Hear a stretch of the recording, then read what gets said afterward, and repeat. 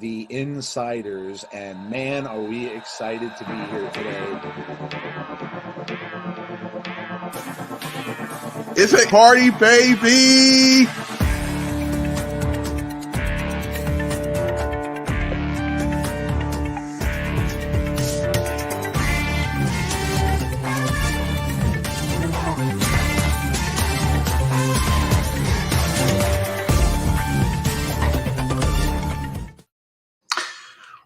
Welcome everybody to our Sunday night weekly wrap-up show. It's been a while, and we've got a jam-packed show for all of you tonight. So I hope you guys are ready to talk some wrestling. Jeff, this was we sometimes have weeks, and this was a week. We got some huge news and some huge pay-per-views and some big results and some big surprises, and we're going to go over it all. Yeah, it was a crazy week.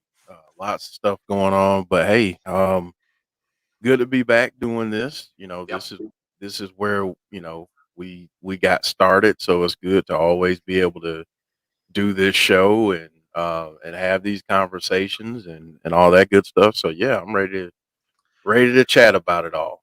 Absolutely. Yeah, it's like coming home again. And we don't get to do these enough. And really, this is, if you haven't been watching us since the beginning, this is where it all started. We started pretty much as a podcast and went into the watch-alongs later on, and we did our interviews and stuff back then. So it's cool. It's always good to get back to this and just kind of go over things. And that's what we're going to do. So we're going to talk about all the stuff you guys probably mentioned during some of our streams this week, and maybe some other things. If you did not see some of the results from yesterday, we'll discuss some of that stuff as well, and we'll go over news and some. We've got some of people's favorite segment of the show tonight as well, which of course is the grievance section. So I've got a little cautionary tale to tell you all, and Jeff's got a grievance as well. So that should be a lot of fun. We'll go into our favorite moments of the week. We've got some debate coming tonight. And yeah, it's a jam-packed show. So we're going to get started. We'll welcome everybody in. We'll go over our schedule quickly, and then we will dig right in. So we have Jen Carter. Hey, Jen. We have Kevin is here. Hey, Kevin. We have Chad. What's up, Chad? We have J Money Jeff. How are you? We have Sean. Hey, Sean. We have Gust is here. We have Big Dan. What's up, Big Dan? We have Yo's is here as well. Happy pre-president. Wow, that's almost hard to say. Happy pre-presidents. Happy pre-presidents. You see? Happy pre-presidents day. Steve G. Hey, yo. DJ Joseph is here. What's up? The event yesterday. Oh yeah, the events yesterday. Both events were. I didn't get to see Elimination Chamber yet. I'll catch up. Jeff did. So Jeff saw both. And Jeff said they both were. You enjoyed them both? Yeah, I enjoyed them both. I thought Elimination Chamber was good. So. Nothing more you can ask from a wrestling show is that you enjoy it. Edward Brown, LFC1, is here. Hey, Tony, how are you? Derek Fleming is here. No worries, dude. We just started. 3 weeks away from Joe potentially passing out in Albany. Sounds about right. Yeah, that might happen. She actually liked the tweet that I put out too. So yeah, there's that. I'm still fuming from the Eddie turn. We'll talk about that, Tony.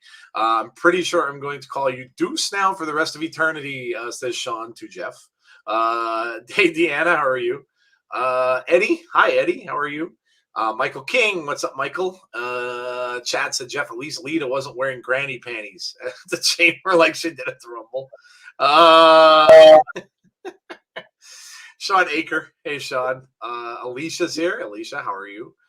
Randy Sam. Hey, Randy. All right. Well, let's dig in. So first of all, let's go over our schedule. Of course, today is Sunday. Tomorrow is Monday. Any word on Abby's yet, Jeff? Are we doing Abby's? We're doing it. Okay, cool. So Abby's is on for tomorrow. So make sure you join Jeff and Jody for that. 6 p.m. Eastern Standard Time tomorrow night. Make sure you join for that. There was an announcement about Wyndham today. He's actually going to Liverpool. So those of you who are overseas, I don't know where you live. I mean, I'm not saying that all overseas is close to Liverpool, but if you are within range of Liverpool, you can get tickets and see Wyndham Rotunda in Liverpool. So that's pretty awesome. I'm pretty sure C's going. I did mention it to him. I know there were a few others I think that I saw that were saying they were going to. So that's awesome. So you get to meet Wyndham overseas. That's cool. So yes, they will talk all about everything Wyndham tomorrow on Abby's Window. And then we'll be back with a really big episode of Impact Wrestling on Thursday, because the follow-up to what we saw, man, oh man, and Twitter's buzzing with the G.O.D. stuff. And I mean, it's alive with all of that. So we'll discuss that in a little bit. So, and then we're pretty quiet, I think, for the rest of the week. No pay-per-views or anything next weekend. So, and then we'll be right back here next Sunday to discuss again everything that happened in the previous week. All right, so let's get into it, shall we? We are going to start as we always do, and we're going to start with the news. So, Jeff, what is our first topic of the evening? Man, so I guess we can start with the last pay-per-view that we got, which is No Surrender. Yeah, so Impact No Surrender, of course, was last night. If you did not get a chance to see it, if you are an Impact fan, and even if you're not, if you're just a wrestling fan, the news that came out of this is gigantic in the wrestling industry. And it's going to shape some things going forward. So if you haven't watched it, I suggest you go ahead and do it. It was an amazing event. Listen, Jeff and I went on today on Bleacher Report. Now, Bleacher can be a little hard on people, and most of the time when they grade Impact show every week, the matches are usually all pretty much straight C's. They gave B's and an A to every single match from No Surrender yesterday. The only ones that didn't get B's and A's were the pre-show events. I think got C's. But they really loved the show, and for good reason. It was an amazing show. It really, really was. So if you haven't seen it, like I said, go ahead and do it. But what can we say? I mean, just from the start to the finish, from X Division to Honor No More against Impact, just great matches and huge storylines coming out of this stuff. Of course, Jay White turning on G.O.D. And what is happening with the Bullet Club? It looks as if G.O.D. has been kicked out of the Bullet Club, and Jay White is now taking over, which did not sit well with the Bullet Club on Twitter today. And Jay White calling out the Young Bucks and talking to the Young Bucks about it, talking it up, showing showing a GIF from the match last night when he turned. And then, of course, a little later on, in that we knew we were going to get something in that Honor No More versus Impact match. We knew it. And a lot of people did call it, but still shocking to see that Eddie Edwards, the man who many people called the franchise of Impact Wrestling, has turned on Impact and joined Honor No More. So it's very cool. The storyline really reminds me a lot of early NWO. People are leaving Impact and going to this new faction, just like they did with the NWO. Someone has to make a stand, don't they, Jeff? It's like you're waiting now for who's going to be the Sting. Who's going to be the Sting that stands up for, like he did all those years ago, for TNT? Who is going to stand up? I mean, some people are speculating, and it would kind of be perfect. Is it going to be Sami Callihan? Does Sami come back and go up against his old nemesis, him and Eddie Edwards, man? That's been a thing for a long time. And does Sami now come back and go after his old nemesis? Either way, we got some huge headlines from that pay-per-view, Jeff. Huge. And not just for Impact, and not just for Impact fans, but just for the wrestling industry as a whole. Yeah, I mean, last night was great. And, we talked about this after the fact. This wasn't even one of their bigger pay-per-views. This wasn't one of their bigger shows. And the amount of stuff that we got on it was just tremendous. And, I thought it was very interesting that Sami tweeted out, you guys thought that You guys thought that I was in the wrong Mhm. when I hit him with the bat, but he was the bad guy all along. I kind of have a feeling that Sammy's going to be that knight in shining armor for Impact and come back in, and someone said anti-hero. Yeah. He's going to be that guy. Um, and I think honestly, with Eddie Edwards, he has ties to Ring of Honor. He He does. was there before. So it makes a lot of sense. Plus, if we're being honest, I think this is good for his character right now. Because, he had been the face, the kind of rally, the rah-rah guy for so long. So it's good to see him in that, in this new kind of role. And who is he going to be the leader? Is he going to be the guy? So I'm excited, but obviously the big takeaway from last night for a lot of people um, is is going to be the Bullet Club. Yeah. That's the one. That's the one that sends shock waves across professional wrestling, not just Impact, not just New Japan, but across professional wrestling. And do we see this play out in AEW? I think the answer is yes. I think we're going to get some sightings in AEW to start to try and resolve some of this, because that was huge. That was a Yeah. huge moment last night. Yeah, it was. It really was. And Conrad brought it up to me. We were talking a little bit on Twitter earlier that it's also going to have big ramifications on New Japan. And oddly enough, that New Japan's got that new show starting up very soon. So of course, Impact as a sister show now, because technically they go off the air right before New Japan comes on. They're both on the same network. It would kind of behoove them to help each other out. And it certainly looks like they're doing that. They're getting the advertisement out for what's probably could be a big part of that show. Now that show's only going to be an hour long. So, kind of like a Rampage situation where you kind of really have to give people a lot of exciting stuff in a 1 hour time. No real throwaway matches will be there. So it'll be interesting to see. And you might see some crossovers from Impact on that show as well. You might see some people going over there from Impact Wrestling, which would just make sense. I mean, the networks have a lot of say in things. So, if that's what they want them to help each other out. That's what they'll do. But yeah, it was absolutely huge. And to see Jay White almost kind of like he was seeking approval from the Young Bucks for what he did. I mean, man, that's big. And like Jeff said, if it carries over, so who does G.O.D get on their side? Are the Good Brothers going to head back over now to AEW and be a big part of this? Listen, when Kenny Omega does arrive back, does Kenny join up with G.O.D? Because Kenny and Jay White opposed one another. So does Kenny turn his back on the Bucks and go?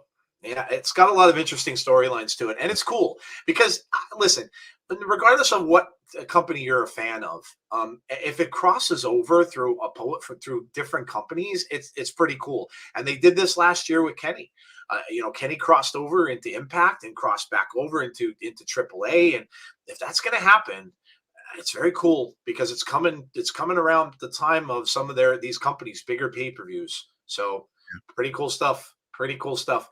Do Post Bullet Club members have a say? So in goings on like Balor, I don't know. It's a good question. New Japan starts next week already. Man, I really wish. I was looking at the Access app again today. Nothing. They literally have every show on that channel, on that app, except for the wrestling shows. So the only thing I could figure is that maybe it's a licensing thing, and maybe Impact just won't let them, which could be, because Impact, of course, has their own app and stuff like that. So maybe they just won't let them do it. But it's silly. It's silly. I love the crossover appeal this has. When Kenny returns as Cody, convince him to join WWE.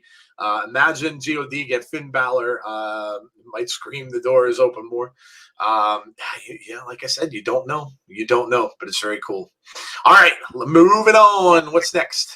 All right, man. So we go from that pay-per-view to this one. And I left out an E in Lesnar's name. It's okay. It's fine. You know who the We get guy it. is. We get it. It's like phonics.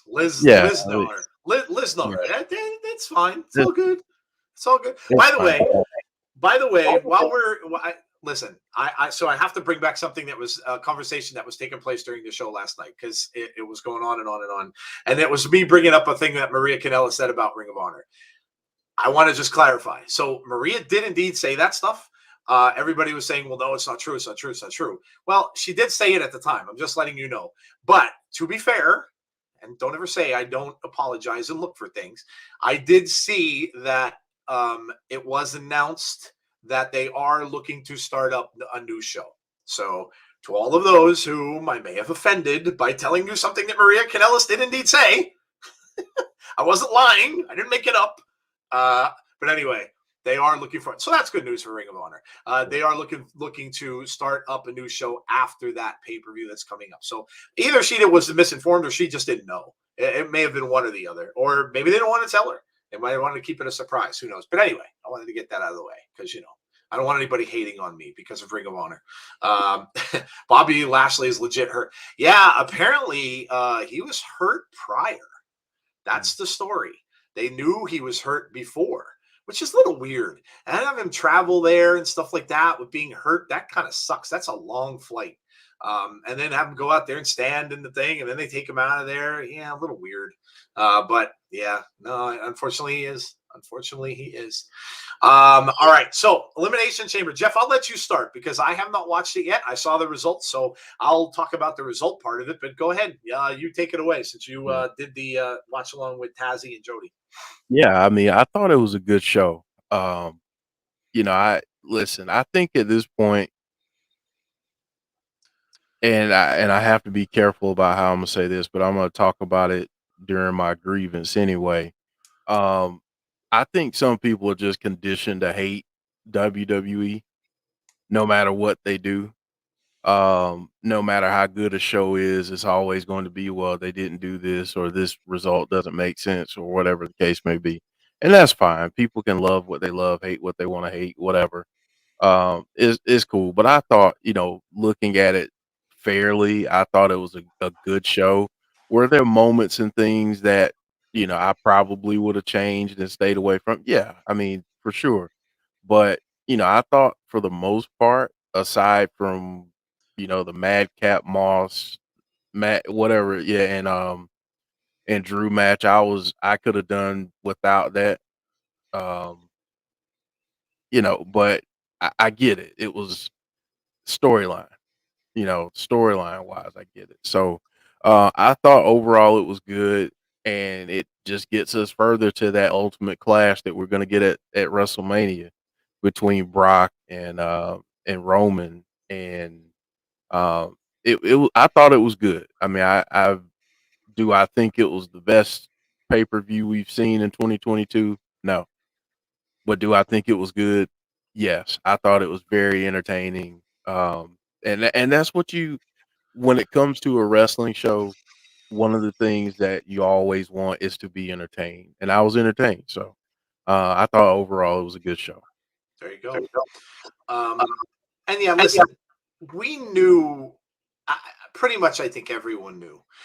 They're not going to send Brock to a ring and have him mention title for title when he did, unless there was going to be a plan for that.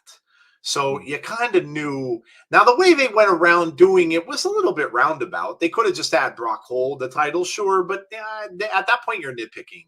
It's, they may have wanted Brock to have the match with Bobby because everybody wanted to see that. People were begging for that. Even when Shane McMahon was doing Underground, everybody's saying, "Oh my God, wouldn't it be cool if Brock and Lashley showed up in Underground and had a big match?" They wanted to see that. So they did it in a roundabout way, sure. But, they gave everybody, and this is the main event. This is the main event they've been teasing for months and months and months. So, was it a little predictable? Maybe, but this is what they wanted, and this is what they want to be their main event.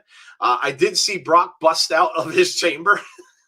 Big Dan mentioned it. That was pretty scary, actually. Yeah. It was pretty scary. Jeff said I broke kayfabe. What, for apologizing? No, for calling me Jeff when my name was listed as Deuce. Everybody's joking, saying I'm going to WWE. You know what? I'm moving up from NXT to the main roster, and instead of being known as Jeff Watson, I'm now Deuce Watson. Apparently, so I'm being repackaged. Okay. Instead of Bearcat Lee, now I'm just Deuce Watson. Deuce Watson. Okay. Well, I guess. I mean, everybody needs a name change in wrestling at some point. So there you go. Okay. All right. Well, I'll have to remember that. But yeah, listen, as far as that goes, that's where now, the women's, again, same kind of a story. We all knew when Becky beat Bianca the way she did that Bianca was going to have a rematch at some point. They really held it off, though. I mean, they really did. Bianca kind of went her own way, and Becky kind of went her own way, but you kind of all knew that this was coming. And she needs to get her comeuppance at some point. She got embarrassed essentially at Mania last year, so people say, well, other people may deserve it, blah, blah, blah, blah, blah. Listen, Bianca is the future of that company, as is somebody like Rhea Ripley. Rhea had a show out. And I'll tell you, that confrontation that you got between the two of them at the point in the chamber match, that's the future of WWE women right there. Rhea Ripley and Bianca Belair. And that's what you are going to see. It's Becky and Charlotte, of course, are there. They're the big names, but they are the future. And, that's where they're going with it. And then as far as some of the others, I know people were saying, well, Seth got tossed out. Like, Brock just came and took out Seth completely, and Seth deserves. But listen, Seth is out of this by no means. In fact, some people are even saying now that it could be, I don't think this will happen, but some people are saying that maybe the possibility that Seth gets thrown into a triple threat at Mania. So, I don't think so, but that wouldn't shock me if they did it. If they don't want somebody to take a clean pin, like if they don't want Brock to take a clean pin from Roman or whatever. But listen, Seth is a made man. Seth is well over with this character. And then he goes on Twitter yesterday and just puts a bunch of laughs, ha, ha, ha, ha, ha, ha, ha, in a big paragraph. So Seth is turning into the Joker. But, look, Elimination Chamber, even going back to its inception, was never a huge, huge pay-per-view. And the fact that it's in Saudi now, they're putting on a show. I will say kudos to Mr. Goldberg for doing the right thing and putting a guy over, albeit maybe it's a year too late. Maybe he could have done that for someone else and they still might have been around. Just saying. But he did the right thing. Right. He did. Inquiring minds want to know. But he did the right thing. And could this be Goldberg's last match? Maybe. But I don't know. I can never discount the fact that he could end up coming back at some point down the road. We'll see. But again, nobody really thought that Goldberg was going to lose this match. Yeah. So, I mean, I'm sure when I go back and scan through and watch some of the matches and stuff like that, I'm sure I'll enjoy it as well. It seems like it had some intrigue. It had some good stuff going on. Hey, the Alexa Bliss and Bianca Belair finished the women's match too. Had to be intriguing for a lot of fans. Alexa's first match back, and she ended up like one of the last two left, and she pretty darn near won the thing. So that's going to be exciting for Bliss fans. So you got to see her come out. So some stuff going on there, some good stuff going on. Shane Lashley got hurt, but he'll be back, I'm sure. And if his injury is not too serious, and when he comes back, now he's got a built-in thing where he could say, "Hey, you never beat me. You never beat me. I had to bow out because of an injury. You never beat me." So that's perfect for a heel character as well. So, all right, well, that wraps up Elimination Chamber. What's next? Well, we'll stay in WWE. Okay. Dead Man. The Dead Man is going in the hall. What can you say? But if there was anybody, this guy, they could honestly name the Hall of Fame after. He's that big of a deal. And he's a Mount Rushmore guy for me and probably for a lot. I know when you talk to a lot of the modern wrestlers and stuff now, they got their inspiration from The Undertaker. And man, we tributized him, when we knew he was done after the Boneyard match. And we even had a whole show dedicated to him. And what more can you say? Well deserved. And no one, there's not many that would fit in a Mount Rushmore of wrestling, but he is definitely one of them. And congratulations, obviously, to him. Nobody better. And it's a little bit different the way they're doing it, but they're doing it right after SmackDown. So I'm not sure how we're going to see it. Is it going to be in the same arena? Somebody was saying, I think on the Busted Open, the Greco was talking about, like, is Undertaker going to show up on SmackDown and just give one more choke slam to somebody that night? Like, could he come out and choke slam King Corbin or someone along those lines, since he kind of owes Corbin, doesn't he? Because Corbin was talking up a storm about him. So does he come out one last time and deliver one last choke slam and then leave the ring, and then you have the ceremony? I don't know. It's cool though. But what better? He's going to be in his hometown. He's going to be in Texas. And man, Jeff, this guy really made wrestling for me. I can remember when I first saw him to the time that he left. Nobody had me more intrigued through his career than The Undertaker. Yeah, I mean, this guy, honestly, if you think about the gimmicks like this before him, they were kind of cheesy, if we're being honest. I mean, Oh, yeah. I'm thinking about a couple right now that were kind of, supernatural, Yep. and they were kind of cheesy and corny in some ways, and he made it cool. Yep. And his legacy is cemented as one of the best ever. Yep. To do it. And a lot of people are saying, well, does anyone else go in with him this year, or is it just a one person class? That's a good question, It because you is. could argue that maybe he can stand alone in this class, and I wouldn't have a problem with it. Nope. Maybe him and his wife. I know someone mentioned Michelle McCool going in. Maybe she goes in, and it's the husband and wife tandem this year. We'll see. But I think this is really cool, well deserved. I know the question is, who inducts Taker? Tony Is just brought up a good point, and I didn't even think of that, Jeff. What about Mick Foley? Mick Foley, Kane? Kane? Heck, it might even be Vince himself. It could be Vince. Vince, listen, when you watch that documentary, Jeff, Vince had, you saw how much respect Vince McMahon has for Taker. Mhm. So it could be. It could be. Yeah. And man, I'll tell you, you don't get a chance to see Vince McMahon and have his feelings kind of pour out. And I would kind of love to see that, because it will it'll humanize him a little bit. And, I could almost bet that he may get a little emotional when he, if he does this, because, but yeah, I that's a great question, and we'll see. I mean, maybe it will. Somebody said maybe his wife does. Mick Foley's a great choice. Kane, obviously a great choice. Too bad Paul Bearer isn't around. Too bad Paul Bearer is not around, because that would have been number one. That would have been number one choice. But so many amazing matches this man had. So many amazing matches.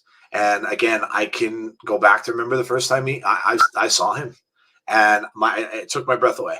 And I wasn't a young guy when that happened. I was in my 20s. And I was, I remember watching, and I'm like, and I was like, who is that? And, thinking like Hogan was as big as he was, and bigger than life character, and huge. The guy is tall. And then you see this guy coming out. And I mean, I love the horror stuff the way it was. And when I saw him walk to the ring, and he had that pale face, that white face and the hair, I'm like, oh my God, this is amazing. Who is this guy? And he just laid waste to everybody in that ring.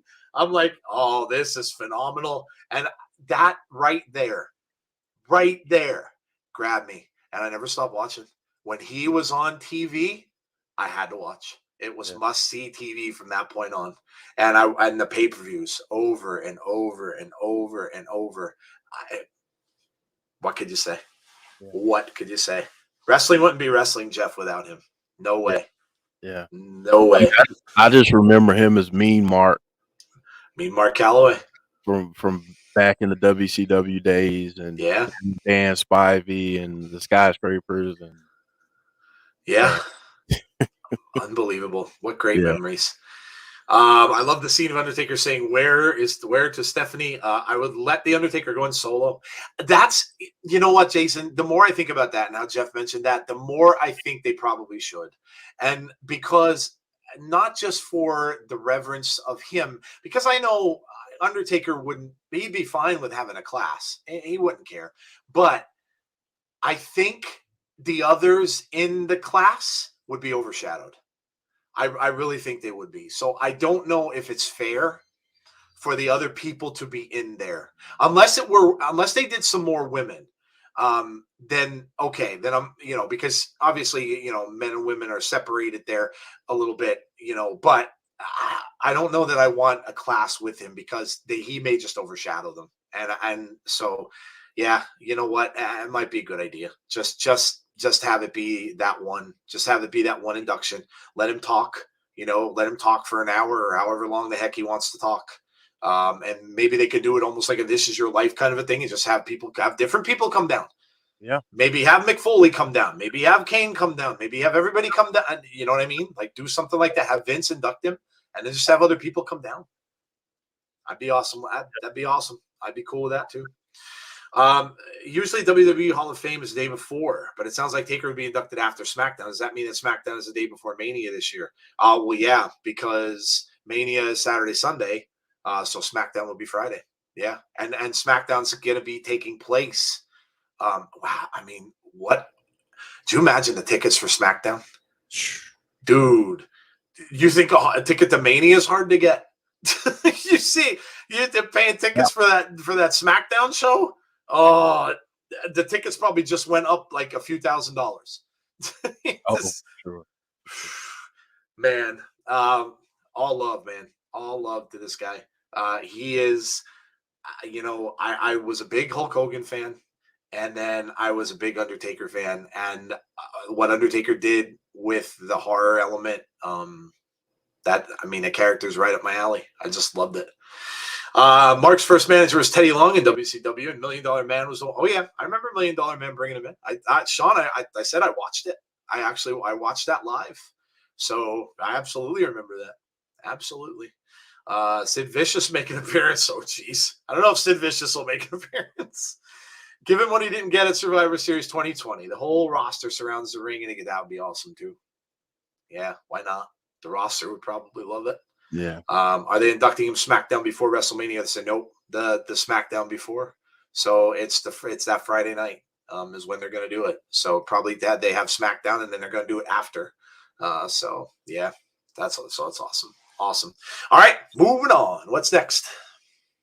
All right, so we're about to level up, I guess. NXT Level Up takes the place of 205 Live.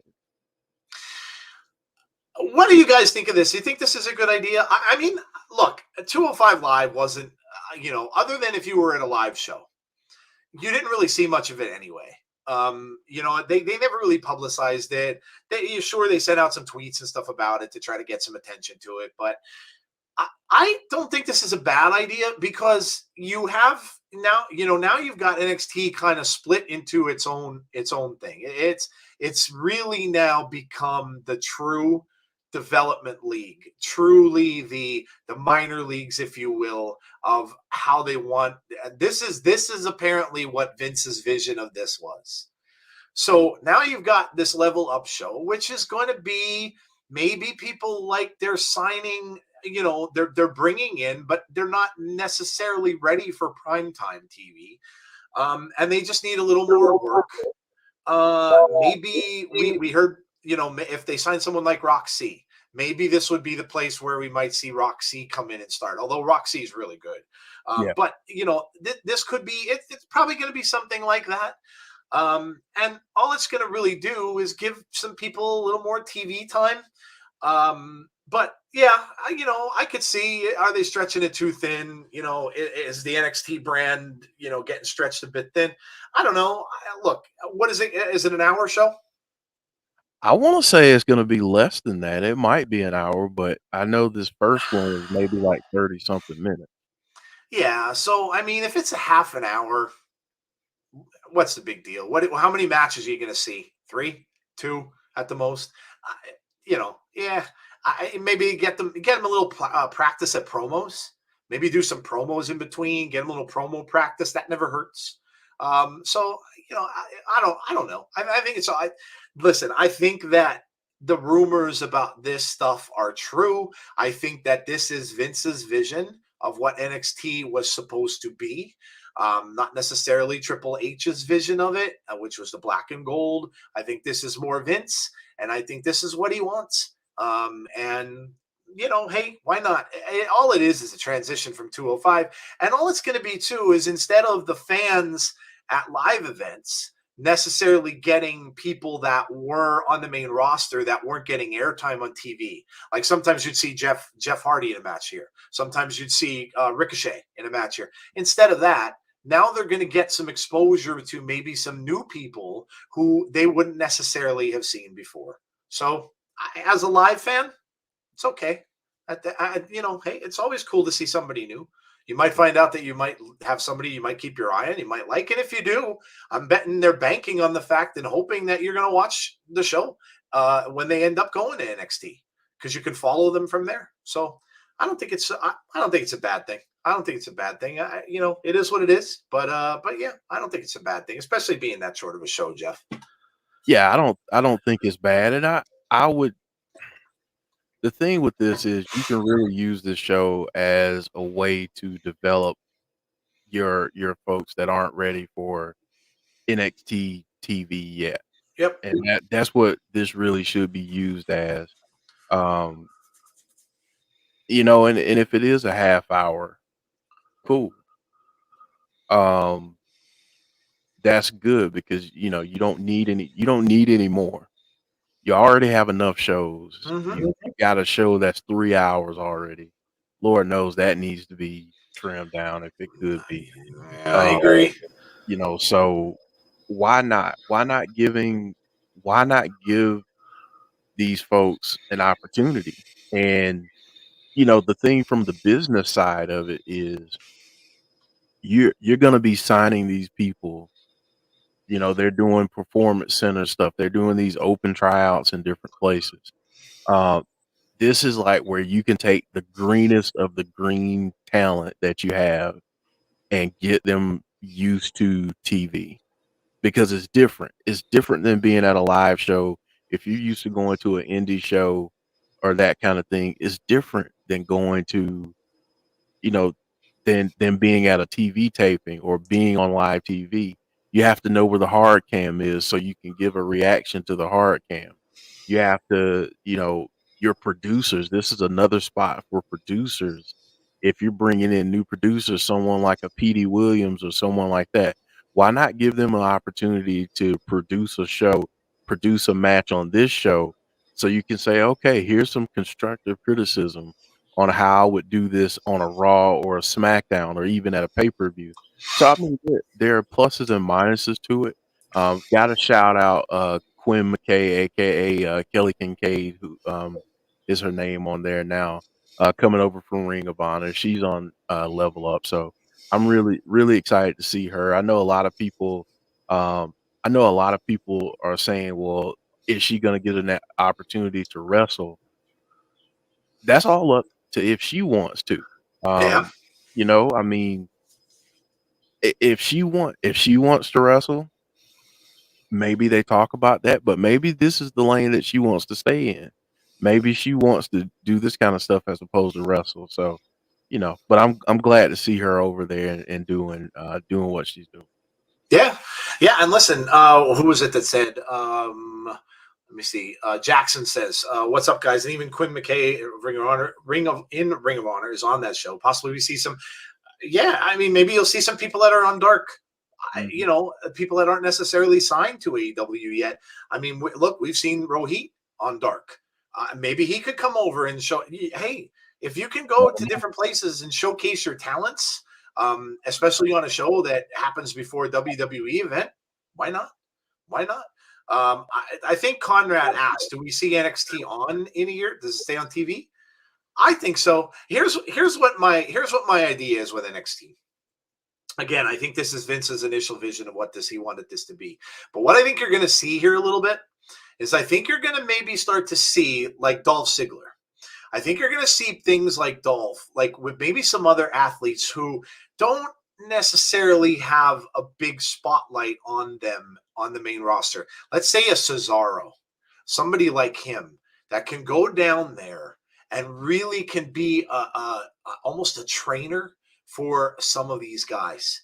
Get in there with them and help out. Dolph Ziggler, he's that kind of dude. He just wants people to succeed at this point. He wants to go out and help out probably wherever he can. And, that's what I think we're going to maybe see in NXT a little bit. I think you're going to see some people start going down there. They're developing their own personalities and stuff there as well. But I think you may start to see that a little bit and people just go down there and kind of, help them along a little bit, maybe promote them a little bit and go from there. But yeah, I think it'll be around. I don't think it's going to take it off. Promotions starting up because it really is. It's not the black and gold anymore. That's not what it is. And it's really just like a new promotion starting. They have the champion that they want down there in Braun Breaker. I think it'll get better. I think it'll get better. Sure, yeah, ratings aren't there and stuff, but look, you could have lost the ratings too because the people love the gold and black. And it's a change. It's a big change. So, I think it'll take a little bit. It'll have to build itself up. But yeah, I think it's there in a year. What do you think, Jeff? I would, if you really want to be radical, I would probably make it a Peacock only show. Okay. And here's why I say that. And I hate to say that, but if you want to get away from, if you really want to get away from Raw being 3 hours, make it 2 hours on a Monday night. And then do like your Raw talk on Tuesday for an hour. And then do kind of what you're doing here. Give some people that don't get a lot of time on Raw a showcase on Tuesday nights. So instead of doing a 3-hour show on Monday where it's just nothing, but like you're trying to trek through 3 hours. Yeah. Why not reduce it down? It ends up being 4 hours overall, but it's more palatable now because it's 2 hours on Monday. Then you get a recap or some promos for an hour, and then you get some showcase matches. So it's just an idea. I like that actually because that's kind of going a little almost retro, where it was almost like the USA show with Gorilla and Bobby the Brain, because that's what they would do. There'd be some promos on there. They would do some flashback to some matches and stuff like that. I kind of like that. And yeah, they really do. Listen, the 3-hour Raw has to go. It really does. We've been saying that for a while. The 3-hour Raw has run its course. Mm-hmm. It's too long and you're dragging it out, and you can see that, there's just things that shouldn't even be on there. I mean, just to take for something recent, for example, the whole big toga party with Riddle and everybody in the back and stuff. It's a time filler. That's really all it is. And you don't need that stuff in there. Trim it down. And yeah, they really need to look at that. They really need to go to 2 hours. I agree. And if you want to keep it, like Jeff said, there's better ways to fill that time. You know, you have Raw talk anyway afterwards. And how many, and that's the thing too. How many people are going to stay up at, 11 o'clock at night? You just watch 3 hours of programming and then to watch Raw talk after. Yeah. Make it its own thing. Make it its own show. Yeah. I like that. I like that. All right. What is next? 1 second. No problem.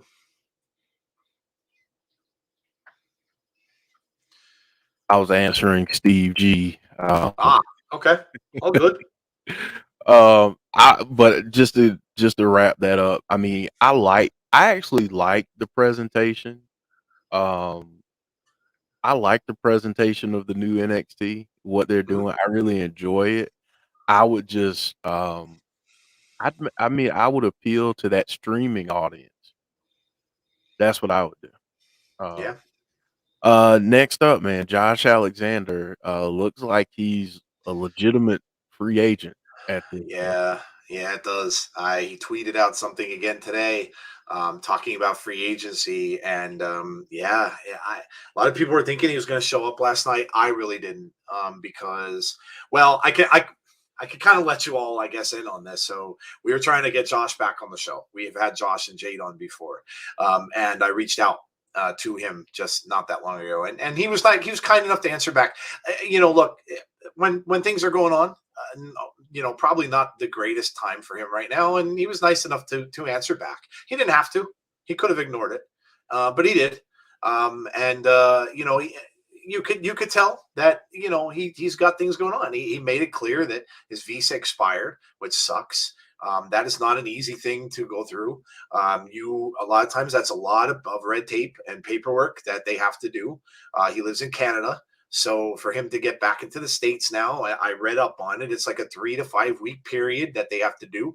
They put the paperwork through. It has to go through at the screening. It has to be approved. And even after it's approved, it could be another 1 to 2 weeks. So yeah, I mean, that sucks. And he had appearances planned for some wrestling shows that now he couldn't go to. So yeah, it kind of sucks, and he definitely is, I think, a free agent, and it's disappointing. I'm a fan. And it's disappointing for me to see that Impact didn't sign him. I get it. There's money involved, and there's things, and who knows what goes on behind the doors. There's always people that are negotiating, just like any other sport. When there's a quarterback that's a free agent in football, there's always negotiations that happen behind closed doors. Sometimes there's agents involved, there's lawyers involved, and it's all kind of thing that, we're not privy to and we shouldn't be. But who knows? I hope that someone picks him up. I hope that his dreams are will be answered as to what he wants to do.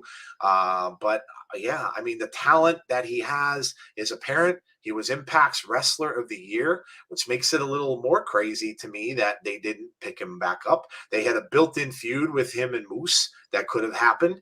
But listen, like I said, things happen, and we won't know why. Maybe one day, if Josh does get picked up somewhere else, if he goes to AEW or if he goes to anywhere, WWE, wherever, maybe it'll come out, and he'll talk about it. But if I kind of think, he doesn't seem like the guy that's going to do that. I don't think he seems like the dude who's going to come out and, blast who he was with. So I don't think that'll happen. But yeah, look, it's a crappy situation. And would I love to see him go back and team with Ethan Page again and become the North? Absolutely. That's a great tag team. Why not? They're one of the biggest tag team rated in PWI a couple of years ago. Why not? So all I know is I like the guy. I think he's a great wrestler and wish him all the best. He's working construction. His construction job right now that he was doing up in Canada before he was wrestling, that's where he is now. And that's real life, guys. He's got to make money, and he has a family. So you got to do what you got to do. And so let's just hope that we see him soon. And wherever he goes, obviously wish him the best, Jeff. Yeah, I mean, this is unfortunately the side of wrestling that fans don't love, obviously. Right. But this is a part of it. And when it comes to companies getting new talent and all of that stuff, a lot of times what ends up happening is you'll get someone that's infatuated with the shiny new thing. Yeah. And and that's great, but can you keep your focus on who got you to the dance? And I feel Yeah. like Josh is one of those people that got Impact to the dance. Him and Ethan as the North were incredible. But I want to go on record and say I think Josh as a single star Oh yeah. is tremendous, and I would love to see him. Someone brought up NXT. I'd love to see him there. Why not? He's not. I mean, he's not like incredibly young. He's not early 20s or anything, but he's someone that not a ton of people have seen still, Hmm. which is unfortunate. And I always tell people, if they ask me like who are some of the wrestlers that I should check out, he's definitely one of the people that I mentioned. Um, but man, I mean, he's so talented. I want to see him back in Impact. I don't know if that's going to happen. But I think the guy's talented, and he deserves to be a top guy. I mean, is he if he goes to WWE, let's throw this out there. If he goes to WWE, he's not going to be Universal Champion No. or WWE Champion, Right. but he might be a United States Champion. Hmm. He may be a guy that holds the IC title. Hmm. Um, if he goes to AEW, I could legitimately see him challenging for that TNT title at some point. Yeah. Um, as a singles guy. Now, obviously, you can throw him in and do the and do the North kind of reunion again. But I think honestly, I just want to see this guy have an opportunity. That's what I want to see. And you know Same. what? You know what? If it ends up that none of those companies work out, guess what?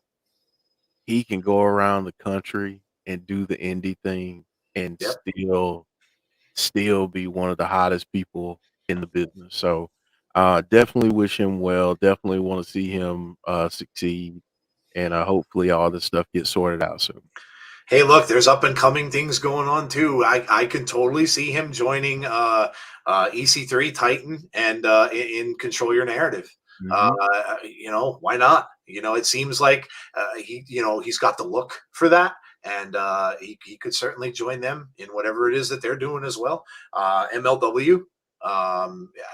Yeah, there are other choices, and Ring of Honor is going to be apparently starting up again. So there you go. They've lost some people. Some of their people are in Impact right now. Maybe some of them will sign there, and maybe he could go over to Ring of Honor too. So there's options out there. But yeah, like Jeff said, mostly from what we know of him and being able to talk to him, and he's got a great family, and he just seems like a great guy, and love his story, and so just wishing him the best, no matter what happens or where he goes. I hope he gets it cleared up, and I hope he gets to continue living his dream, because that's really what it's all about.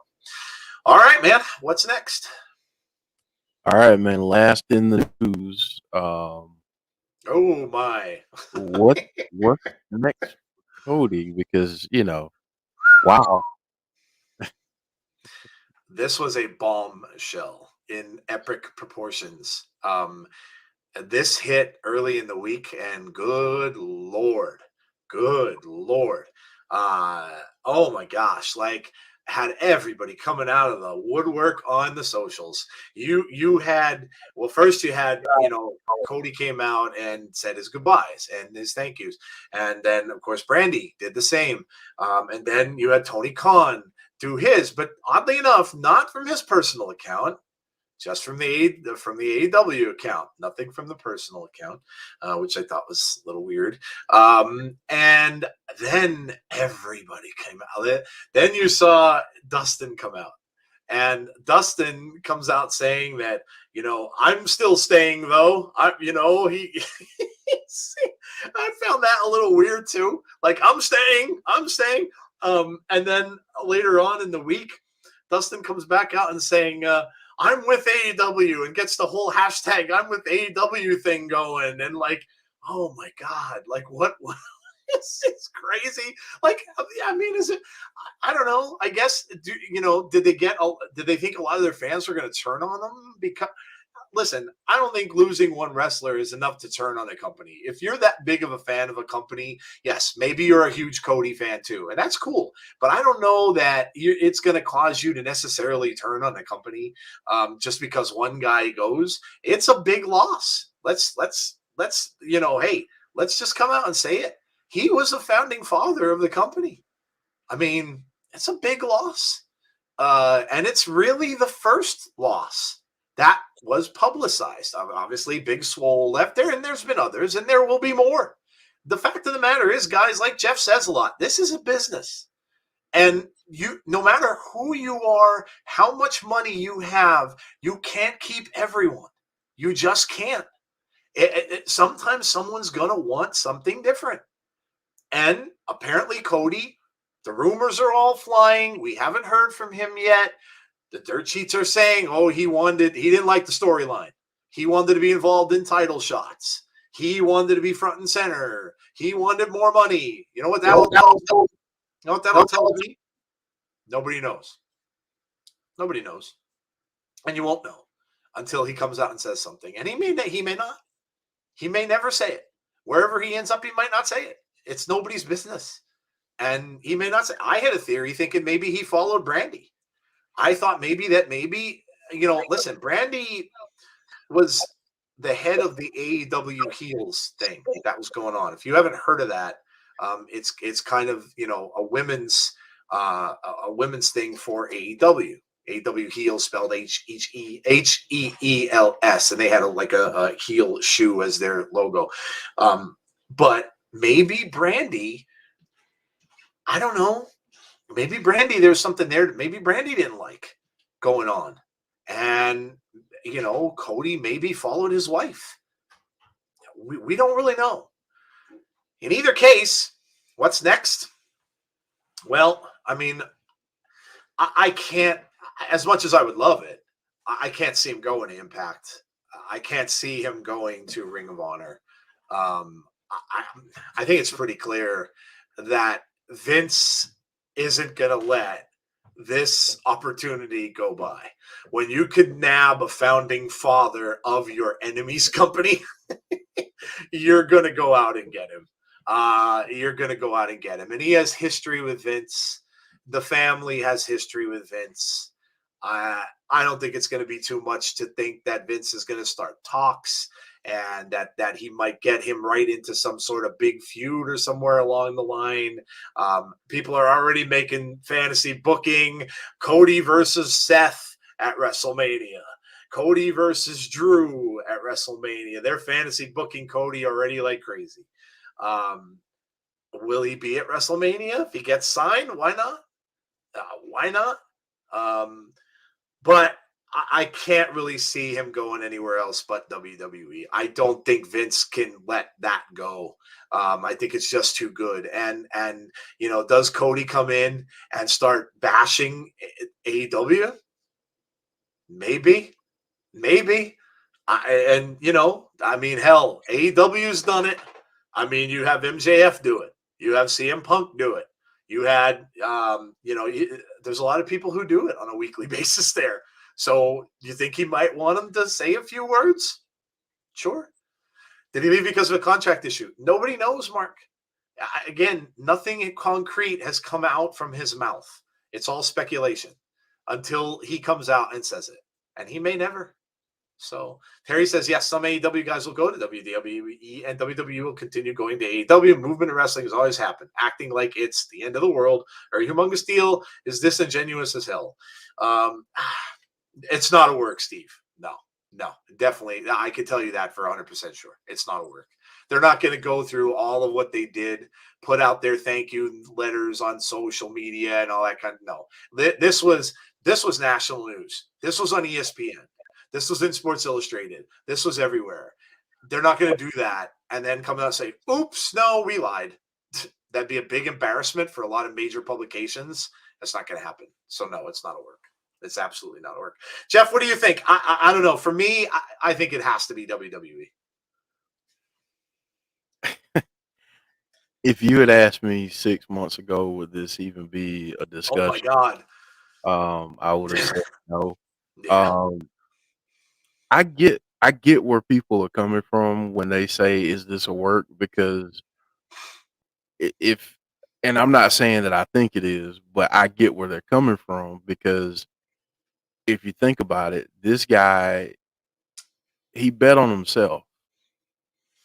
He left the company. He bet on himself. Yeah.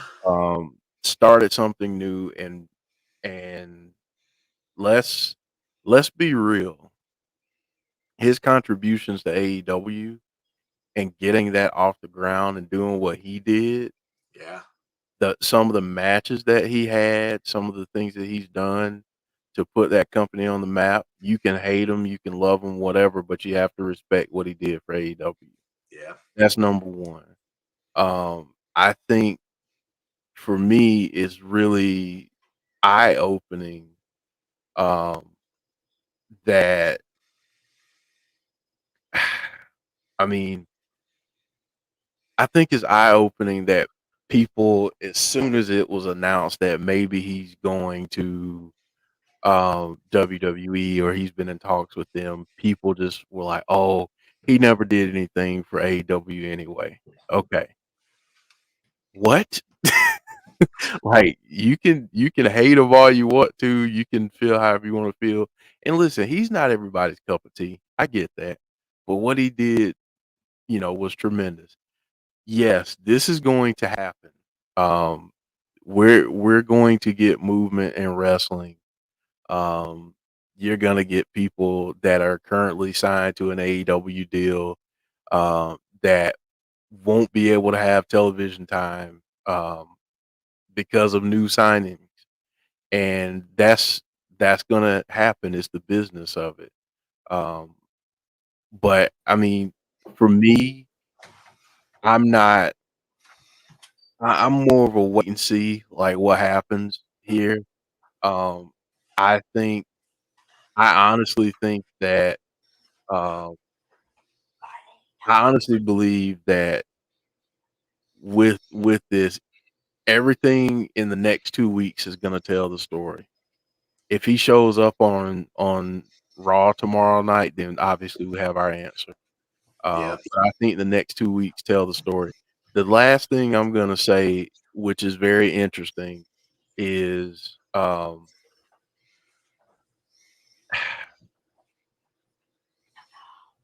the stuff that Kenny Omega said in his interview.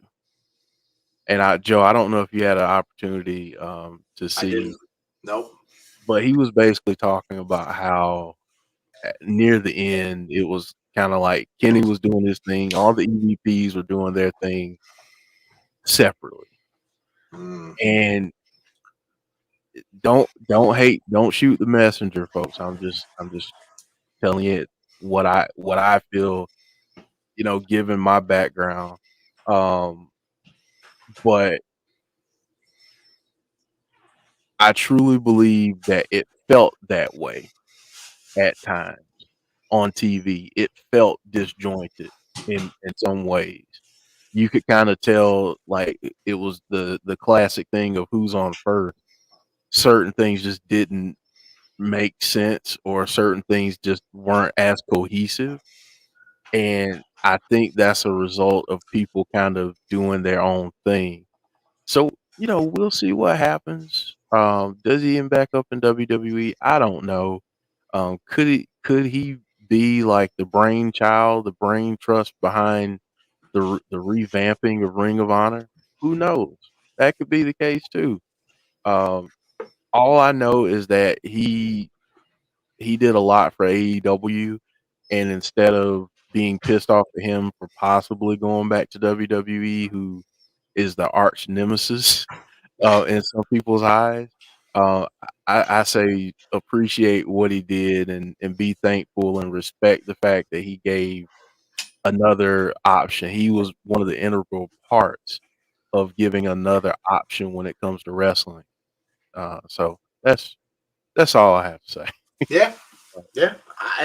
Whatever it is, I'm sure we'll find out soon. I mean, Elimination Chamber's done. They're on their road to WrestleMania. And like Jeff said, he could very easily show up on Raw tomorrow. I'm sure you'll hear the good old dirt sheets will be all over it. And if they think that that's going to be the case, you might even see it coming out tonight or tomorrow morning saying, oh, better watch Raw tonight, because I mean, it is the first match after a pay-per-view. So things kind of do happen sometimes on those.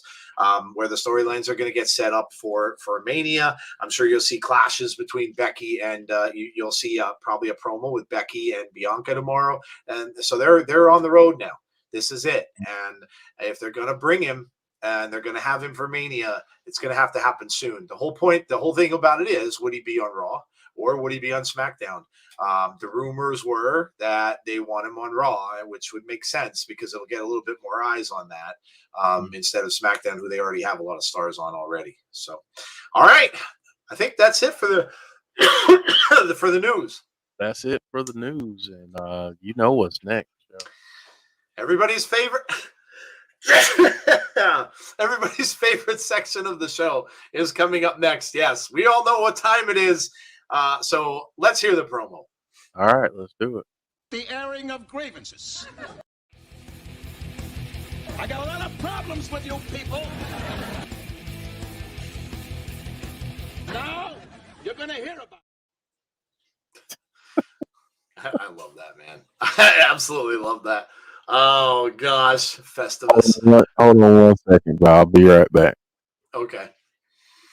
All right. Well, while Jeff is taking a little break, I'm going to let Jeff headline tonight, but I'm just going to do a quick little, mine's just a quick little whimsical grievance tonight. So let me tell you all a little story. And my story tonight is about a guy or a character named Meltzy, M-E-L-T-Z-Y. Meltzy had an infatuation with 3 letters of his own. And Meltzy has a tendency to be, well, for lack of a better term, let's say biased. And in case you don't know, or maybe have never heard the definition of the word biased, I will read it for you.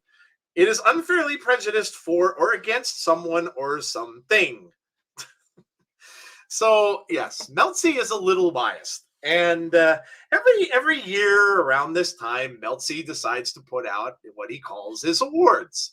You know, Meltzy has his own awards. Everybody has their own awards, right? I mean, geez, even we have our own awards. So Meltzy puts out his own awards. And when the awards come out and Meltzy's all happy with his awards and Meltzy goes into the corner and kind of snickers and he's loving his awards, and they come out and then they get on the social media, right? So then the social media, well, they see it and, well, you know, probably half of the social media kind of likes it. And then the other half of the social media pretty much thinks that it's biased. And, you know, for lack of a better term, and if you look at the definition of that word, well, when you go up and down the list of the Meltzys, and you see it, you kind of get an impression that, well, hey, there's really not many things on here except for certain awards for one certain company. And when you look at, and when there are awards for the other companies, it's usually bad. Worst of the year, worst gimmick of the year, and it's, you know, it's kind of evident. You know, the only real other, you know, there might be one other company that might win 1 or 2 of the Meltzys, but most of the Meltzys are taken home by one company. And then you kind of start to think to yourself, well, you know, is it warranted? Is it true? And you start reading over the Meltzys, and the Meltzys are kind of like everybody else's awards. You might go into a little bit more elaborate stuff, but they're kind of like everybody else's. It's Wrestler of the Year, it's Match of the Year, it's Pay-Per-View of the Year. You know, it goes down the list. You know, just like PWI does theirs and everybody else. So, but what's unique about the Meltzys is that they tend to be one man's opinion. And one man's opinion tends to be quite, when we'll go back to that word again, it's the word of the day, biased. Spell it with me, people. B-I-A-S-E-D, biased. It tends to be just a tad bit biased. And, I noticed, the only reason I even knew that the Meltzies were out was because I saw Bray's name trending on Twitter. And I'm like, whoa, okay, why is Brett? And so right away, I went and checked that. I mean, because I'm not, I don't normally read or look for the Meltzies. So I saw Bray's name trending and I went and looked why. And then when I look, it's because it's worst gimmick of the year, worst match of the year. And I'm like, oh, well, okay, well, the Meltzy was at it, and that's why he's trending. Listen, you can do whatever it is you want. Maybe you've earned it, maybe you haven't. I guess in your mind you have, and that's cool. Are you respected? Maybe you are, maybe you're not. But to me, when it's that blatantly obvious that, and don't you can defend Meltzy all you want, but he's you have to go down and really look at the information and see the list of what is there, what he chose, and what could have been chosen. So I guess what the whole cautionary tale is here is, number one, learn what the word biased means and don't be biased. And number two, take the Meltzies for what they're worth. And hey, he got Bray Wyatt trending. I'm sure Bray didn't hate it. He got him trending for something stupid, but hey, he was still trending on Twitter, and the dude hasn't said a word on Twitter in months. So thank you to Meltzy for bringing that to our attention. Thank you so much for doing what you do, and I cannot wait until next year's biased edition of the Meltzies. I'm done.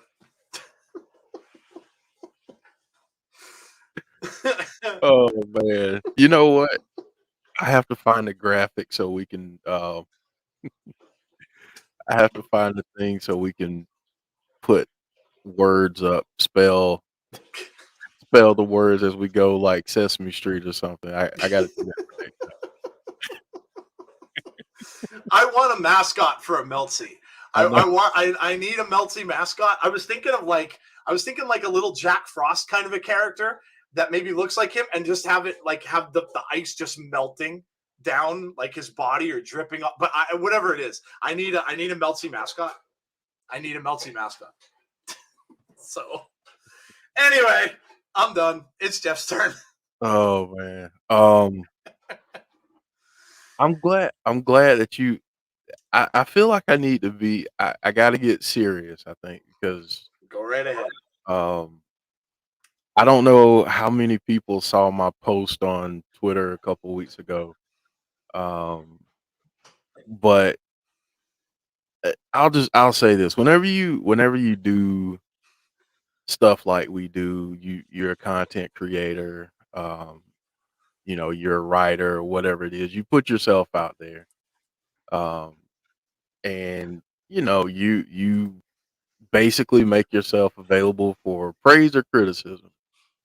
Um, and that's something you kind of expect when you do something like this. People are going to agree with you. People aren't going to agree with you. I cannot tell you how many times I've been called a WWE mark because I'm critical of AEW at times. I can't tell you how many times I've been called a WWE hater because of how often I've been critical of WWE. Um, it works both ways. It comes from both sides. It is what it is. What you don't expect, however, is for someone to create a fake account on numerous occasions. Maybe this is more than one person, um, and tell you that you should not exist anymore. or tell you that you are corny and you should just be behind the scenes. Um, that you should not have a place on a podcast because your opinion is crap. Um, Here's the thing. The way I approach what we do on this channel is not from a fan perspective, and that's what makes us unique. One of the many things that makes this channel extremely unique is that we have people that are fans. Everyone has their role. Everyone has something unique that they bring to the table. Me, I just so happen to, on a very, very small scale, um, be involved in independent wrestling at one point in my life. Um,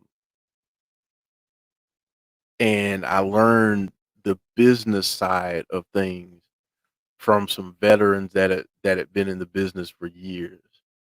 Um, and that's the way I approach this. I come at it from a more of a business standpoint and kind of the inside of things as opposed to looking at it, like most other people look at it. So my approach and my views are going to be a lot different than most people. Having said that, what will not be tolerated is racial slurs towards me. Um, Someone telling me that someone coming into one of our streams and telling me that I'm corny and I don't need to behave a certain way on something that we created. Um, that's just not gonna fly. Um, you can feel however you want to feel about me, but this is about being a decent person. And the one part the one part that I'll say is kind of funny is that if you don't have the, let's just say, intestinal fortitude to say certain things to a person's face, hiding behind a keyboard doesn't make you a tough guy. It just makes you a person who doesn't have the balls to say something to somebody's face. It just makes you a keyboard warrior. Um, that's evidenced by people having to create fake accounts to send hate. Um, if you really believe in what it is that you're saying, if you think that I'm this terrible person that has horrible takes and I'm a AEW hater or I'm a WWE hater or whatever it is that you say about me, which is fine, then stand on that. Stand on it. But don't then follow that up by saying you should die or they should kick you out of the insiders because you suck. Like that part is fine. You can say I suck. I mean, that's it's fine. It's all good. But but to resort to threats, um, to resort to things like racism doesn't make you cool. It makes you a piece of crap. Um, and I'm saying this publicly right now, so the person or persons who feel as though um that's what you need to do, I'm putting you on public notice right now because you will be found out. And when you are found out, you will be exposed. And when you are exposed, don't hide then. Stand on what it is that you have been saying the entire time. Because I'd have a lot more respect for you if you didn't create a fake account and just say, you know what, Jeff, I think you're a piece of crap. I don't like you. You have really crappy takes, and I can't stand you. That that's it. Like just stand on it. Stand on it. Um, it's ridiculous to me how people feel like they they are the experts, and that's what's wrong with social media. That's what's a that's what's wrong with a lot of society these days, is that everybody's an expert on everything now. When in reality, when we realize that we don't know everything, that's when true learning begins. True learning doesn't begin for people until you realize that you don't know everything, that you still have a lot to learn. So all I'm saying is, and I'm gonna wrap this up, but all I'm gonna say is it's okay to disagree with people. It's okay to have differing opinions. It's okay to be behind a certain company like hardcore. That's fine. But when it makes you become a piece of scum, it's time that you look in the mirror and really evaluate your life. Because if wrestling, wrestling, something that we should all be enjoying, loving, entertained by, if wrestling makes you become that type of person, then maybe it's a you problem. Maybe you're the one that truly sucks. I'm done. Let me just follow up really quickly. Let me tell you guys all a little something. When we take this all the way back to when Jeff and I met each other in another stream, um, I was on a show of Jeff's. I had started another podcast. My 80s one actually started first before any of this. And Jeff and I had got to talking. This is how we came to know one another. And we realized we had a lot in common, and including the love of wrestling. So that's what made us decide as a team to do the show. When I hear stuff like this, it upsets me. It angers me. And, you know, I have no respect for anyone like that whatsoever. Listen, of the two of us, and please know this, Jeff is the much, much nicer guy and much more respectful guy, especially when it comes to people online. I don't take any shit. If you piss me off, you're gone. I block you, and that's the end of it. I don't take any shit, and I don't give second chances. I am the Negan of this show. I just, if you want to compare me to a character, I am the Negan of this show. I have Lucille somewhere actually over there in the corner. So I am the Negan of our show. I take no shit, and so I don't put up with it. And there have been people that have done a couple things nowhere near what Jeff was talking about here. Nowhere near. But there have been some people who have sent me some stuff. You're gone. You don't get a second chance. Jeff gives second chances. That's in his nature. This is the inside. You see that S up there? Yeah. It's not an inside-er. It's an inside-ers. This is a two-man show. This is a two-man game. And I've said this before, and I'll say it again. Something happened to Jeff, and he couldn't do this anymore for whatever reason. Something in his life, something in work happened. There would be no show. There'd be no show. I'm not going to do it myself. I couldn't. Plain and simple. I couldn't. Now, am I the more boisterous on the show? Maybe. Am I the mouth? Maybe. Am I the Morton Downey Jr.? Maybe.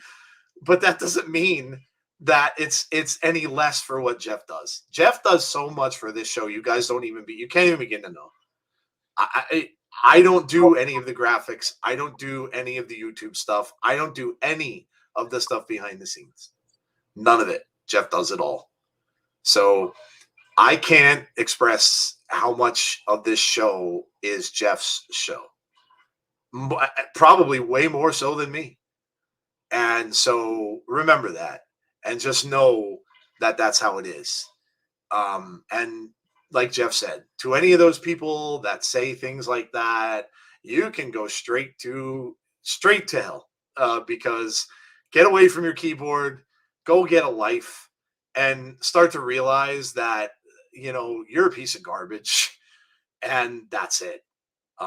So yeah, it's ridiculous. It really is. Like Jeff said, it all comes down to the fact that we do this because we enjoy a sport. We enjoy professional wrestling. That's why we do it.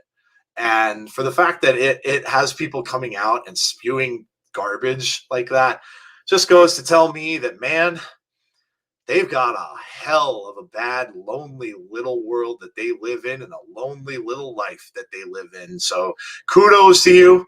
I hope it makes you go out and get some help somewhere along the line, or you are going to live a rotten, crappy ass life in front of that keyboard for as long as you'll be there. So, yeah. Great job, Jeff. And I know that's not easy to say. No. Yeah. And it's one of those things where, kind of behind the scenes, I've struggled even talking about it. I struggled putting up a post about it, that kind of thing. But I felt like it needed to be addressed. And I'm going to say this too. I appreciate all the comments and everything that everybody's putting in the chat. It really means a lot, to hear people say that you're a kind person, because that's what I aspire to be. I aspire to be a good person, and um, I love what we do. I enjoy what we do. Um, we don't do this for fortune or fame. We do it for passion and a love for wrestling. Um, we don't have time to be involved in social media spats or, you know, territorial stuff on YouTube. Um, that's not why we're here, and again, if anybody has a question about why certain things from the past happened the way that they did with our channel, and I said this in my post, if anybody has a question, please feel free to DM me and ask me. I will gladly answer your question, because nothing that happened with us taking our channel um in the direction that we've taken our channel over the last year had nothing to do with disrespect or any of that. It had everything to do with seeing an opportunity. Um, Honestly, if maybe I don't want to speak for Joe, but based on some of the conversations that we had with previous people, um, saying you guys have something, and that sparked, well, you know what? Damn it, Joe, maybe we do have something. Maybe we should try this. Maybe we should try that. And we tried it and it's worked and it's going well for us. So it's like, why not, why not branch out and see what we can do?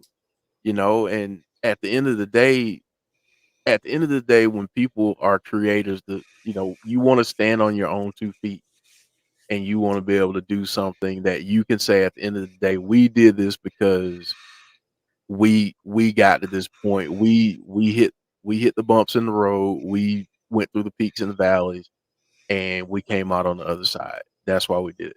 So again, if you have any questions, please feel free to ask. But again, thank all of you for all your kind words and everything. So I really appreciate it.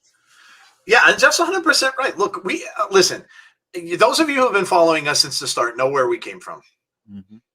Where you come from doesn't necessarily mean that when you move along, it's a bad thing. And where we came from is doing something completely different than what we're doing now anyway. So it's, are there some similarities? Maybe, sure. But, that listen, and again, there was never any animosity on our side. So if that's the story that's being told, then it's completely wrong and it's a complete lie because there wasn't. And at least from our standpoint, and that's all we can speak to. We can't speak to anyone else. That's their issue. It's certainly not ours. So, and when you look back to roots, that's how Jeff and I met. So, Yeah. But I'm hey, grateful. I'm actually grateful. I'm thankful that that we had that experience because it connected, and not just Joe and I, but it connected a ton of people to each other. yeah, So I'm grateful. Like I'm truly thankful. yeah, So I mean, but enough about that. We yeah. But yeah, if you get listen, we're not going to lie to anyone. no. So if you really want to know about anything back then, like Jeff said, the DMs are there. The DMs are there. If you're going to be nasty, they won't be there. But the DMs are there. You can ask questions all you want. I have no qualms about saying anything about it. So, thank you for the comment. Really appreciate that. Yeah, suggestions being kind of not what Jeff and I agreed with. And yeah, I mean, it's worked out. And C's always sending us messages like, hey, you guys were one of the top Impact streams on YouTube yesterday. That's pretty cool. Mm-hmm. That's pretty cool coming from where we were. And I mean, look how many people we had in the chat. We had what, 150, 160 some people in our chat at one point yesterday. We had 100 and some likes on the stream yesterday. I mean, that's really cool stuff. That's all you. That's all you guys. I'm taken aback by it sometimes, but that's all you guys. So, well, there you go. I'm glad Jeff got a chance to say that stuff. He's been waiting for a little bit to do so. So I'm glad he was able to get that out there tonight. So just remember, and I say this all the time at the end of every show, and there's a reason why I do. Just be kind. Just be kind. It's not hard. Some people say it's harder to be kinder than hateful. Maybe, but I honestly think it's harder to be kind. It's harder to fight back the urges to be a dick than it is to be nice to someone. So, all right. Well, that is it for the grievances for this evening. I hope you enjoyed that segment. Most of you guys do enjoy it. I hope you all enjoyed the segment. So we're moving on. What is up next, Jeff? I think we're gonna do some. Is it time for some debating? Yeah. It's time to ring the bell. All right, let's rock. You guys in the chat can play along. Tell us what your answer would be to the following questions that we are going to debate here. We're going to do a little Skip and Shannon. You ever watch Skip and Shannon? That's what this segment is. We do some debating on some topics. We don't get as weird. I'm certainly not Skip Bayless. Oh, good Lord, I hate that dude. Good. Oh my God, I cannot stand that man. My mom loves that show. I don't know why. She's a Cowboys fan, probably more so than I even am now, and she watches him all the time because he's a big Cowboy homer. But oh God, he gets on my nerves. I like Shannon much better. Yeah. But here we go. It's debate time, and like I said, play along in the chat. Let us know what you think. What is our first topic, Jeff? Our topic, man. Josh Alexander will be back in Impact Wrestling, sell or no sell. Oh, we're getting right to the nitty gritty. Man, a week or so ago, when we had the watch along for Impact that we saw when Scott and him did that opening promo, I would have kind of told you that it was a work, but now I'm kind of thinking that I was maybe hoping it was a work, and I'm leaning more and more away from it. I really am. Conrad says sell. I'm leaning more and more away from it. I hope Impact smartens up. For whatever reason why they didn't sign him, I hope they smarten up, and I hope they decide to bring him back. At this point, I'm going to no-sell it.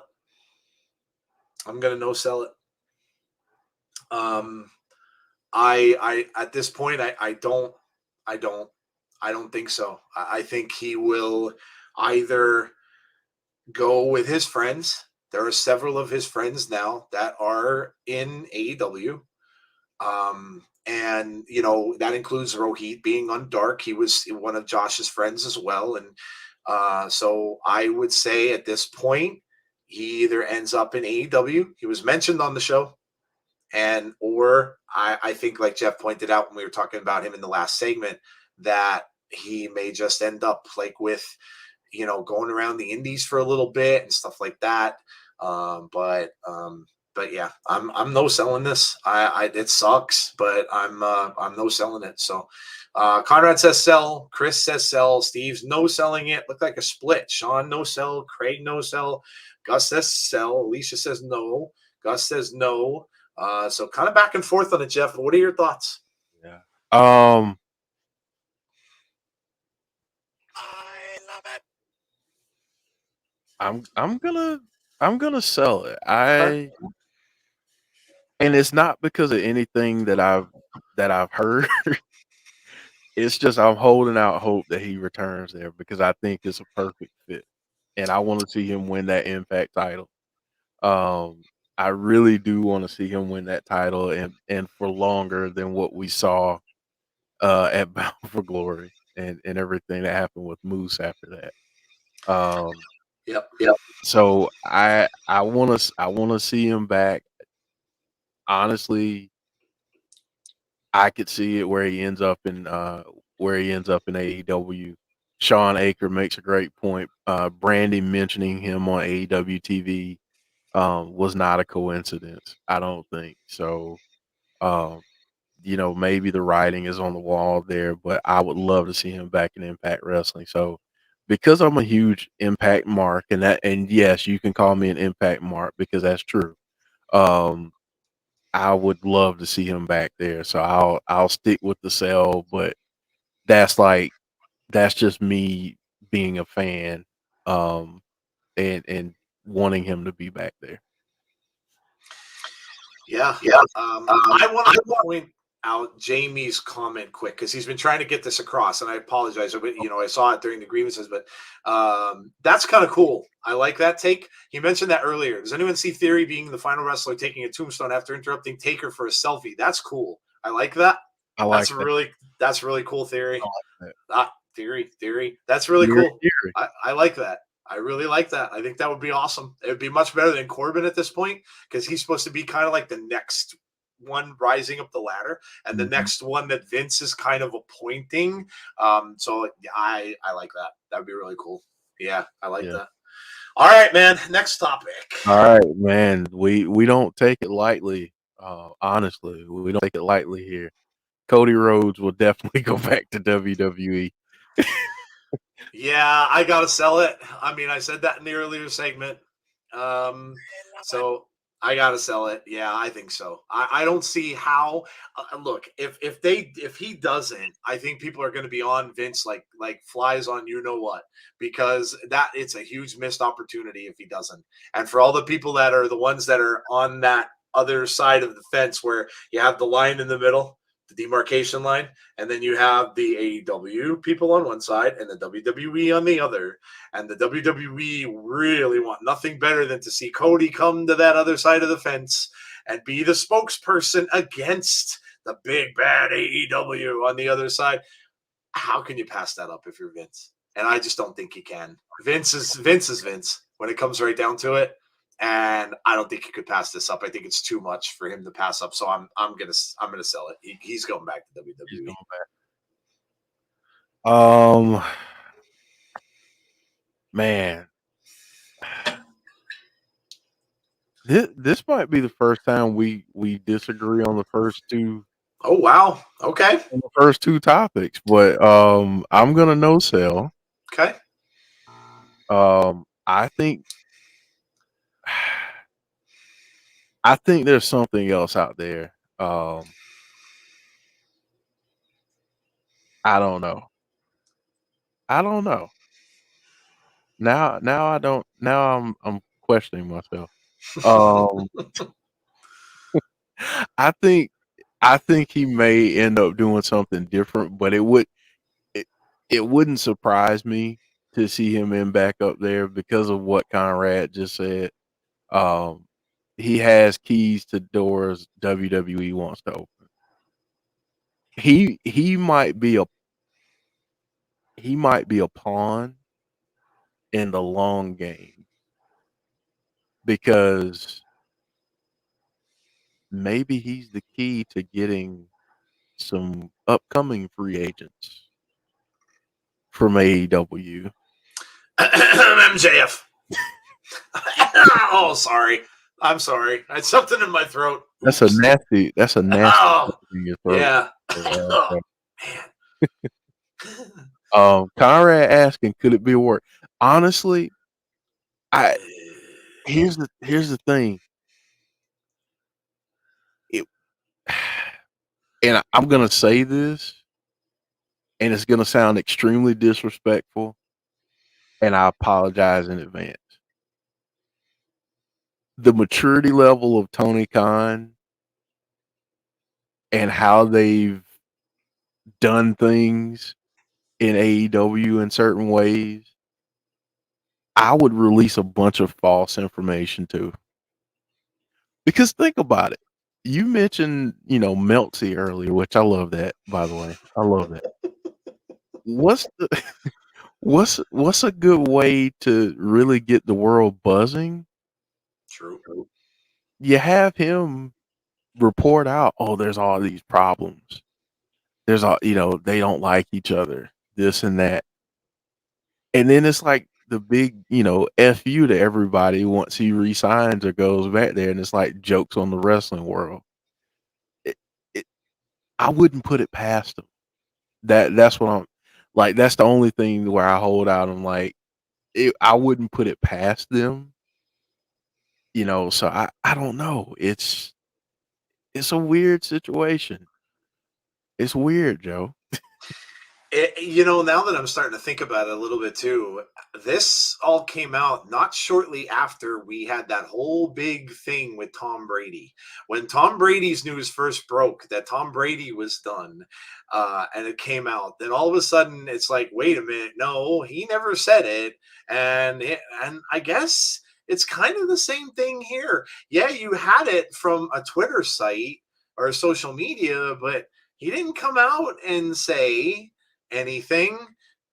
So yeah, look, that's the thing. You to get around anyone today, and this is with anything. With the internet out there the way it is and the socials and everything, you can't keep anything secret.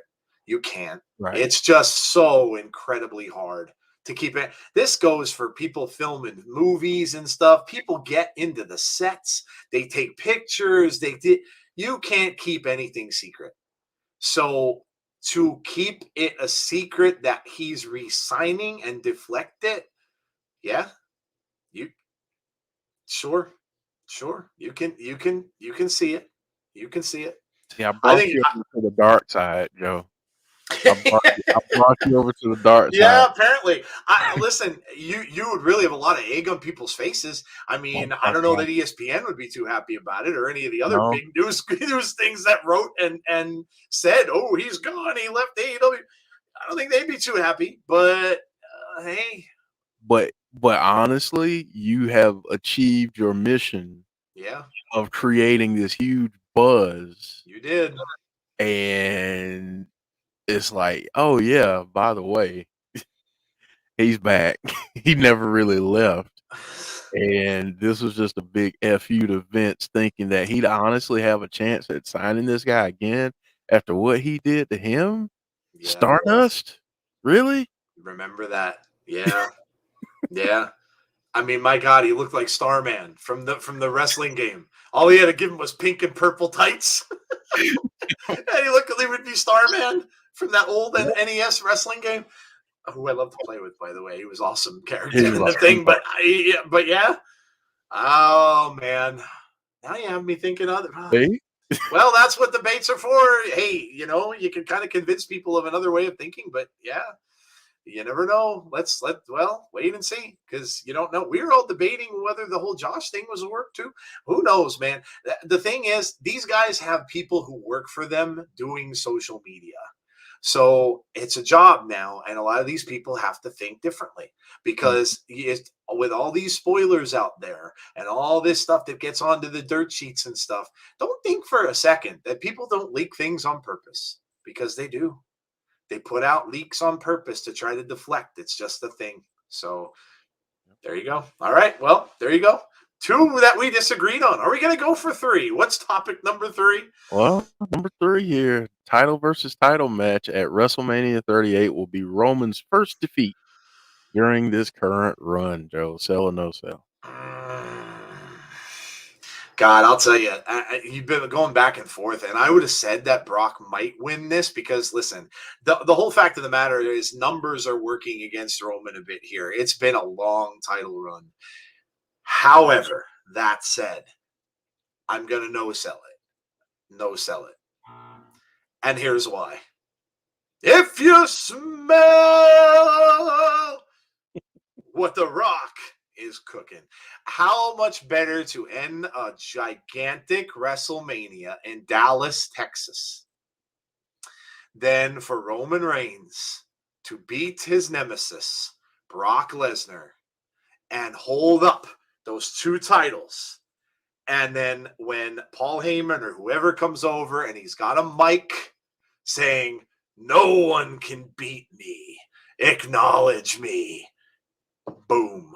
The Rock's music hits. The Rock comes out. You don't have to say a damn word. The Rock doesn't have to cut a promo. The Rock can walk out on the stage and just stand there and just look at Roman. And that is the end. The camera fades to black. It's over. You don't have to have him say one damn word. Now, people will say, are they going to carry that all the way to next WrestleMania? Don't doubt it. Don't doubt it. You can let things play out for a good long time. And you know what? If The Rock shows up there, doesn't necessarily mean he's going to show up on SmackDown the following week. They can move on to a Roman versus Drew thing. They can move on because they're apparently that's in the works. They can move on to a Roman versus Seth thing and just have that whole thing remain a big mystery. What was that? Well, The Rock already teased it. He came out and he told the person when they said to him, "Well, how come you didn't do your little thing on the Super Bowl and say the millions?" And there was no "and millions." And someone asked him, "Hey, why didn't you do?" And he said, "It's coming." So he teased it. So that's why I think Roman will win, because listen, there were rumors about this whole Hollywood thing with Roman and Rock since this started. You don't think they want that? You don't think they want it? I do. It's part of the whole bloodline storyline. So that's what I think is going to happen, and that's why I think Roman will win. But go ahead, Jeff. Wow. I'll be honest with you. I'm at a complete loss on this one because there's a part of me that thinks that both of these guys will still have the same title at the end of it. Oh, That'll be a DQ finish or a no finish. How about that pissing people off? oh yeah, you know, people would be, yeah, I'd say so. you get all this build up, and then these 2 guys. Night 2 on Mania of the biggest Oh, event of the year, and there's a no finish. Oh main God, main event. Yeah, that would be crazy. Don't put it past them though. But I'm gonna go with you on this one. Okay. I don't think he's gonna lose until he faces The Rock. And I don't even know if he's gonna lose then. I don't know who beats him, honestly. Yeah, because The Rock comes out and says he's going to job to him. I mean, he said that in interviews. Yeah. So The only way that I can see this thing going opposite is he ends up he ends up losing to Brock, and The Rock comes out at the end, and it's like basically you said that you're the head of the table of this family. Well, you got to think about who was the first one to really, not the first one, but the one that really took this family from where we were to heights unseen before. And that's me. That's The Rock. Mm. And I could see it happening. Honestly, I wouldn't mind it. I wouldn't mind those two going at it at SummerSlam. It would Round kind of be one. better if it wasn't title for title. You might be right. I Yeah. don't like the fact that the title would be on the line. Yeah, you might be right. I don't think the story needs it. I And don't think The Rock couldn't win it really. So right. you're right. Yeah, I mean, that's true. you know what's gonna happen. So It's true. I don't really think you don't need a title with The Rock and Roman, because you got the family dynamic Right. at play. So, but yeah, man, let me tell you. Good point. I'm actually excited to see these two go at it. I know some people are like, oh my God, it was so predictable. Yeah, it was predictable. But I really, really, really want to see this because I want to see how they do this, because the thing is, you have to find a way.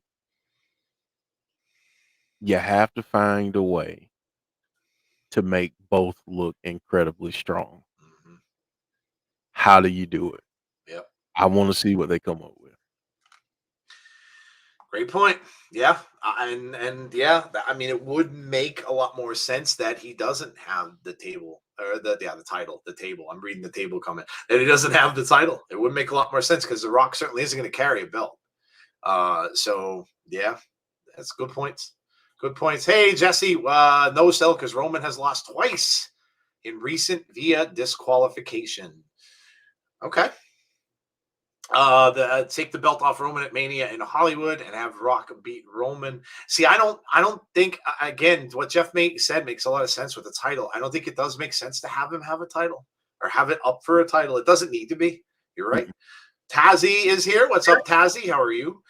Hollywood Rock turn heel and help Roman will be an interesting storyline.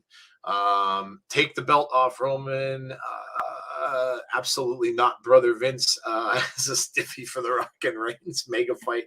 Well, look, I mean, in Hollywood, which is the Rock's town, yeah, why not? All right, there you go. That is our debate segment for tonight, I believe. Right, we're done with the debate. All right, well, we're moving on. What's next? Are we doing favorite moments? Favorite moments. Favorite moments. Wow, this is going to be tough. With all the stuff we had go on this past week, this is really going to be tough. But we'll do our favorite moments. And again, play along. What were your guys' favorite moments of this past week of wrestling? And I know it's going to be tough. There was a lot of stuff this week, a lot of stuff going on. I mean, we had 2 pay-per-views on a Saturday. Man, those of you who even watched GCW, there was a GCW event today. We had, of course, go home shows from SmackDown, from Impact, and from Raw. So what were your favorite moments of the week? Let us know. And Jeff, go ahead, man. What was your number 3? Man, for me, number 3, I've got to say, seeing the number of women at the Elimination Chamber event in Saudi was tremendous. Think about this. Couple years ago, it was groundbreaking to have Natty and I believe it was Lacey Evans. Mm-hmm. And you remember they wore the big T-shirts, Yeah, and everything, and it was such a big deal it was. to have them on that show, and then you increase that, and then now not only did you have a women's elimination chamber match, You had a women's tag team match, and you had gosh, I'm forgetting the other one. I know I'm forgetting another match. Becky and Lita. Becky and Lita. Yeah. You had the tag team match, Becky and Lita, and then the Elimination Chamber match. That's tremendous. And I know people hate the stuff with Saudi and make it political and all that stuff. Listen, money makes people do a lot of stuff that we don't necessarily like. I get it. I get it. But the fact that I mean, you got to roll. You got to roll with it. If you have a job and that's the situation that you're in, you got to roll with it. But kudos to WWE for putting those women on that card, and and I really enjoyed that. Love seeing that. Big Dan, you're a spoiler. You spoiled it. Oh, you spoiled it. My number 3. Oh, Big Dan. It's a moment in wrestling. What can I say? Look, yeah, I couldn't listen to Abby's, and I usually try to tune into it every week. But I was doing something on Monday. I could not tune into Abby's. I couldn't listen to it, so I had to go back. And like after it was over, I'm kind of seeing all this stuff, and I'm like, and then all of a sudden Jeff's like, "Dude, you have to look at the card for the thing we're going to." And I'm like, so I'm reading down the list, and I get to a point. I'm like, what? And that's exactly what he did. I went, what? But finding out that one of my favorite wrestlers is going to be at that event, I did a little mark out thing here all by myself. My family thought I was crazy, but I marked out a bit. Yes, and Big Dan's number 1 was that. Yeah. Oh my gosh, how exciting is that? When you know you're going to an event. You're going to like an autograph signing and stuff like that. And, like the only thing I can compare it to is I've been to things in the past with like geek culture stuff. I went to New York Comic Con once, which was really awesome. I got to see Mark Hamill sign an autograph for a friend of mine, gave her a big hug. Really cool. And, so, when you're going to something like that, and you're going to get to actually meet someone that you have watched and really enjoyed their work. And the fact that Rosemary is at that event, that is really awesome. I was really cool. And I'm even more excited for it now. I mean, we're seeing Wyndham of all the things. I mean, we're going there to see Wyndham. Wyndham is amazing. And, I am super excited to meet him. But then Rosemary's there too. That's a big twofer for me. I'm really, really excited about that. So yes, that was my number 3. And then I had to go back and listen to Abby's. And Jeff's like, I hope Joe's listening. And I'm like, oh, the one week that I didn't listen, I'm like, damn it. But I'm excited. I'm really excited. And it's awesome. This is what it's all about. It's all about being a fan. And it's cool. It's really, really cool. So yeah, that was my number 3 for sure. And Big Dan spoiled it. Damn it. It's all right. It's all good. Too many favorites, but Eddie Edwards was huge. Conrad says G.O.D. was his number 1. CM Punk announced his dog collar match was number 2. Bianca Belair storyline paying off. Honorable mention. Carmelo Hayes and Cameron Grimes. Jeff says 3 women fight in the Elimination Chamber, and Alexa and Liv had good chemistry. Jokes are coming, Wally. Yes. Sean says number 2 is Jay White and the Bullet Club kicking out G.O.D. and realigning with the Good Brothers. Number 3 is same thing. A lot of women in the Elimination Chamber matches were great. My top 3 is Bayley coming back to WWE, and I would say an Undertaker in the Hall of Fame. Yeah, okay, awesome. All right, Jeff, what's your number 2? Number 2. I'm a sucker for good storytelling. Yep. And callbacks. This CM Punk MJF thing, I'm loving it. I'm loving it. I mean, you got the picture of MJF when he was younger, taking a picture with CM Punk, all the stuff. And now we're getting a dog collar match. I love it. Like I love it. And full disclosure, I'm not the hugest CM Punk fan. MJF, I'm gonna wait till Joe finishes finishes drinking. I'm good. MJF is a tool in the best way possible.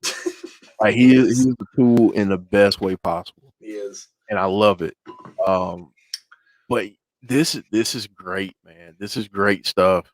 I have 1 and 1A, so I'm cheating on number 1, um, but yeah, I mean, I'm I'm really excited about the storytelling and to see what happens between those two in that match. So that's my number 2. Yeah, and the funny thing is as far as long-term storytelling goes too, all of this that's going on between them, think about this, is probably leading to a face turn by Wardlow. So that's what all of this stuff between the two of them could be building up to, which is crazy. So yeah, good stuff. Wow. So for me, I've got a 2 and 2A, I think here. So my number 2, the first one I'm gonna say is gonna be the announcement of the Undertaker being in the Hall of Fame. Again, it's just a big thing for me. He's one of my all-time favorite wrestlers, and to see that he gets, he's getting it, and it's not like it was unexpected at all. But to see that he's getting it, and they're going to do it a little different. They're going to do it after a SmackDown, which is cool. So that it's gonna be maybe on this. Who knows? They may have it on the same network. They may keep it on Fox. We don't know how it's going to go. But whatever. He was just such a big reason why I watched wrestling and stayed watching it over a number of years. Even when things got to be a little got to be a little down, but I kept watching because I wanted to see him perform. So that was my one, number 2. The other one is Adam Cole. I'm really interested to see. I'm glad they're giving Cole that push, and I'm really interested to see now him and Adam Page. I think that's going to be a hell of a feud. Adam Cole, listen, the dude proved himself in NXT. He was fantastic. Some of his matches that he had at some of those takeovers were tremendous. Were some of the best matches we've seen in NXT. The guy can flat out wrestle, and to see him going up against Hangman Page, people that are big fans of Hangman might be a little concerned with this one because they may want to put that belt on Adam Cole, and I wouldn't be surprised if they did. This is going to be a good feud. We'll see how long it goes, but I think that it's going to be a hell of a thing. And Adam Cole, he deserves everything he gets. He's great. He's a great wrestler, and whatever he gets down there, I'm all in, and I think it's going to be a great feud between those two guys. So there you go. Let's see what is going on here. My number 2 is Jay White turning on G.O.D. Number 1 is the Cody news. Great storytelling and ring psychology yesterday. Hey, who did you think that came from? You bet you don't even have to look. Keith Lee's promo, House of Black promo. All right, so Gus is liking some promos. Impact versus Ring of Honor. Nikki Bella is a host on AGT Extreme. The Cody situation, regardless of where he goes or what he does, possibly politics or Hollywood, wish the guy luck and continued success. CM Punk versus MJF. Kairi Sane's return to stardom that got everyone on Twitter talking. Okay. Bullet Club kicks out G.O.D. and putting Good Brothers back in. Honorable mention, Sonata winning IWGP US title earned. Let's go down. Announcement of The Undertaker and also Impact No Surrenders pay-per-view. Brandon Lewis says, Bay Bay. Santana from Proud and Powerful gives me strong Sonata vibes. They are so comparable. Adam Cole, Bay Bay. Adam Cole and Britt Baker as champions at the same time. Could be interesting. Yeah, husband and wife having the titles. Yeah, it'd be cool. All right, Jeff, we're down to number 1. Man, like I said, I got a 1A and a 1B. So my 1B is, I got to go with Eddie Edwards turning on Team Impact. I got to go with that as my 1B. While a lot of people called it, seeing it happen was Yeah. was shocking still. Yeah. Because of his recent run and how he's really been, this ultimate face with having people, he's kind of been the rah-rah guy for Impact. So seeing that was great. Even though, you could see it coming, it was still shocking to see. 1A, just because the overall, and no pun intended, impact that is going to have on the wrestling world is Jay White, Chris Bay turning on G.O.D. and inviting the Good Brothers back into the fold. That sent shockwaves through professional wrestling. Yes. I mean, so those are my 1B and 1A. Honorable mention is Taker going into the Hall. It's crazy. It's crazy that in a week where that happens, you have stuff like that happened last night take place. So yeah, that's it. Oh, I just saw Jesse's comment.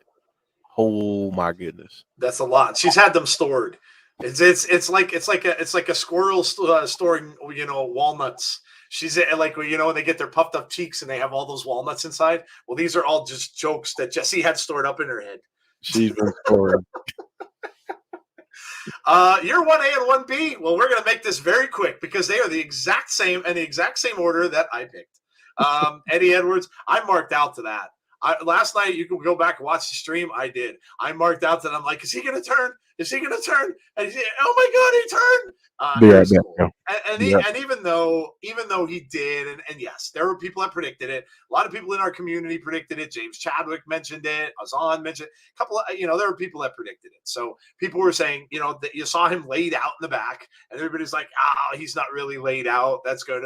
But it was still cool to see because Eddie is the guy behind Impact Wrestling. He was the face of Impact Wrestling, and now he's gone. He's turned. It's really, it really, really brings back vibes of the NWO. I mean, nothing can get on the level of Hulk Hogan's turn. Nothing. No one saw that coming. Now look, if that happened today, it probably would get spoiled. Let's be fair. It probably would get spoiled. We live in a different time. Back then, you didn't have that. So you had no way of people spoiling this ahead of time. Some dirt sheet would have wrote, listen, you didn't have dirt sheets like this back then. So that would have been spoiled. I'd almost guarantee. But the fact that it wasn't, no one saw that coming. But this was really cool.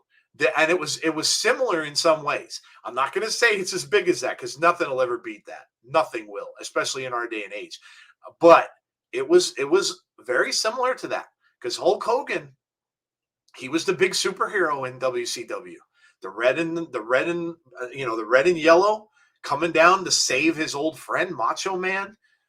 He was, and then when he turned, oh boy, well. Eddie kind of did a similar thing. He was the face of the company, and he came out and basically got that kendo stick, and he smacked one of the guys in Impact, and that was it. And now all of a sudden he's turned. So, a very, very interesting story. And now you get the whole thing of why, Eddie, why. So the coming Thursday, and I'll segue into it, you can come out and watch along with us and find out why Eddie did what he did, if he wants to talk about it. But I guarantee it'll be back on, or it'll be on the show this week. So come out and check it out with us on Thursday. And of course, my number one, how could it not be? If you are a wrestling fan, you know who G.O.D. is. You know who Jay White is. You know who the Bullet Club is. And the fact that G.O.D. gets basically booted from that faction in favor of the Good Brothers. And again, we were talking about this laughing last night because we're like, are the Good Brothers going to lose? We always say they're going to lose, and they never lose. We always say they're going to lose, and they never lose. Well, guess what? They didn't lose again. They didn't lose again. They wiggled out of it.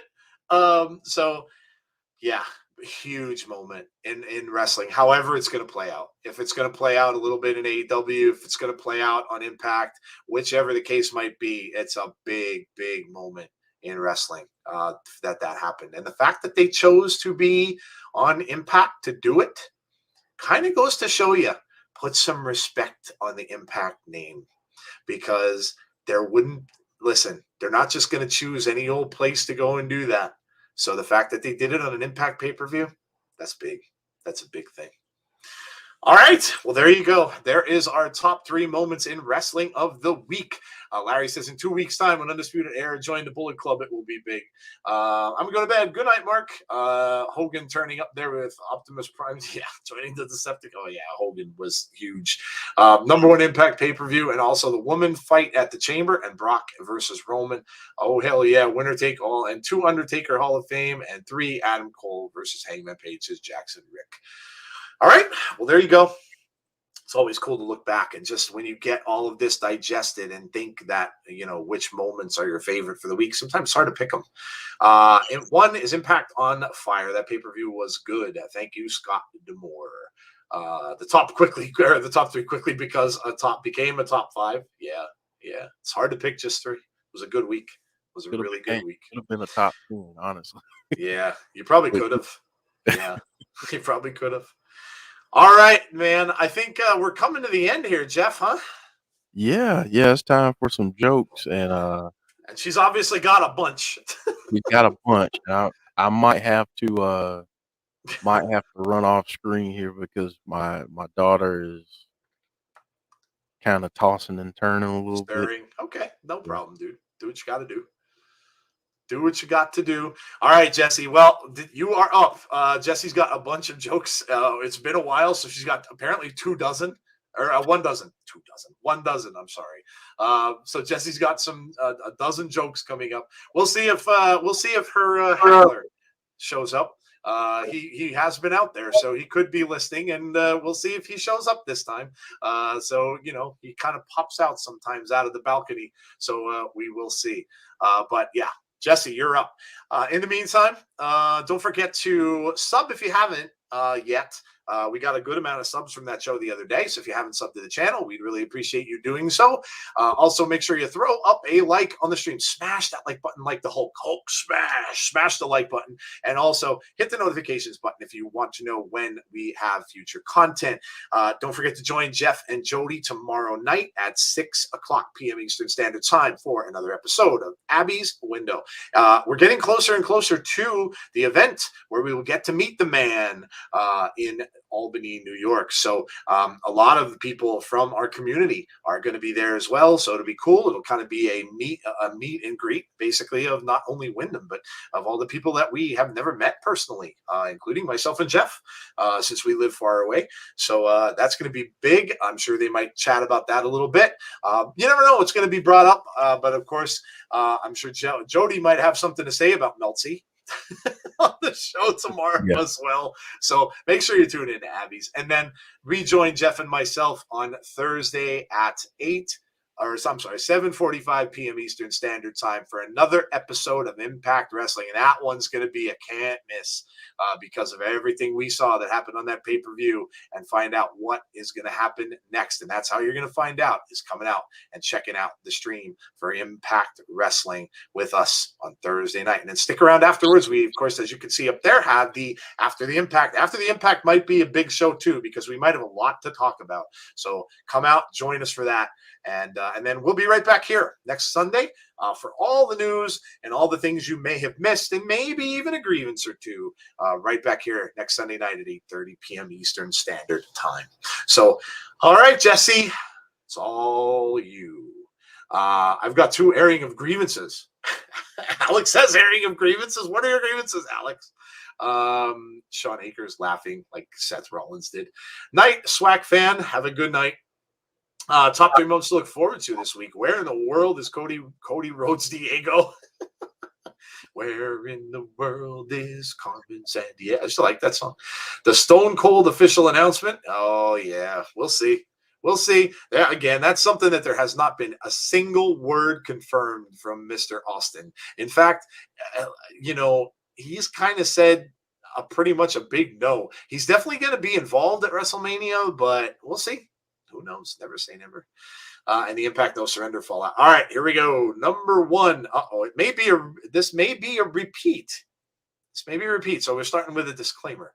As I get older, I know that well, I remember all the people I lost along the way. Maybe my budding career as a tour guide was not the right choice.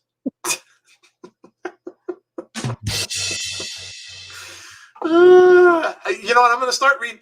I'm gonna start reading Jesse's jokes almost kind of like lyrically. I'm gonna try to read them a little differently, a little lyrically. I'm gonna do them, so we'll read them a little differently.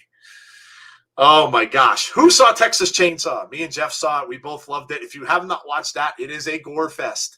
Go ahead and watch it. It's on Netflix. It's completely free. Go check it out. If you are a horror fan, it's can't miss. It was amazing. It was amazing. Also, the finale of Peacemaker. Don't miss that either. So good. John Cena's fantastic. Number two. I just got my doctor's test results, and I'm really upset about it. Turns out, I'm not going to be a doctor.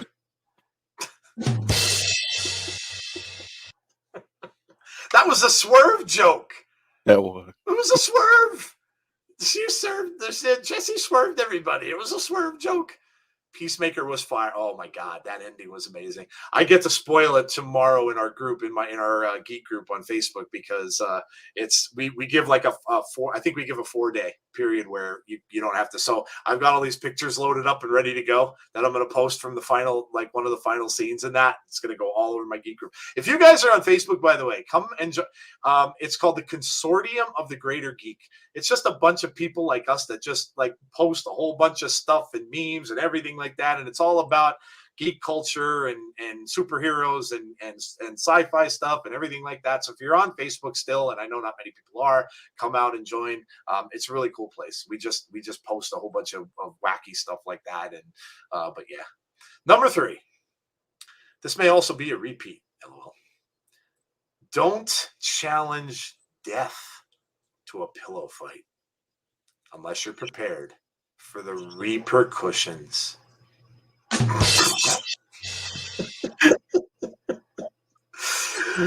Repercussions. Nice. It's 11, not 12. It's all good, Jesse. What is Leatherface's favorite way to be greeted? Give me some skin. Nice.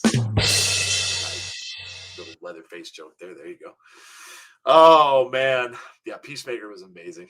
It really was. It was really good. Really done well. I'm thrilled they're doing a season 2. John Cena is born to play that role. It's really good. All right, number 4.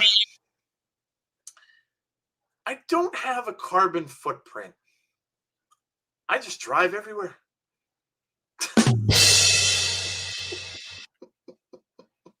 Where is C Wrestling? C, wake up. Wake up. Oh, man. She's got Tazzy laughing. Little hands to the face, too. Great job, guys. See you Thursday. See you, Steve G. Thanks for coming out. Appreciate it. Number 5. What does my dad have in common with Nemo? They both can't be found. Wow. Whoa. Oh my God. Wow. Yeah, he's missing some great jokes to hate on. I think he fell asleep. Hilarious. That was a good one. Number 5 was a good one. Oh my gosh. That's good stuff. That was good. That was really good stuff. That was a good one. James Grant's laughing. Oh, man. Tazzy, you can talk about what you got coming up, too, if you want. Throw it in the chat. Apparently, Marvel did some of the finale shooting for Peacemaker. Yeah, it was a whole James Gunn thing. You can read all about that. I think I posted that article in the group, or I planned to, but maybe I couldn't because of the spoilers. Number 6. I visited my new friend in his apartment. He told me to make myself at home, so I threw him out. I hate having visitors.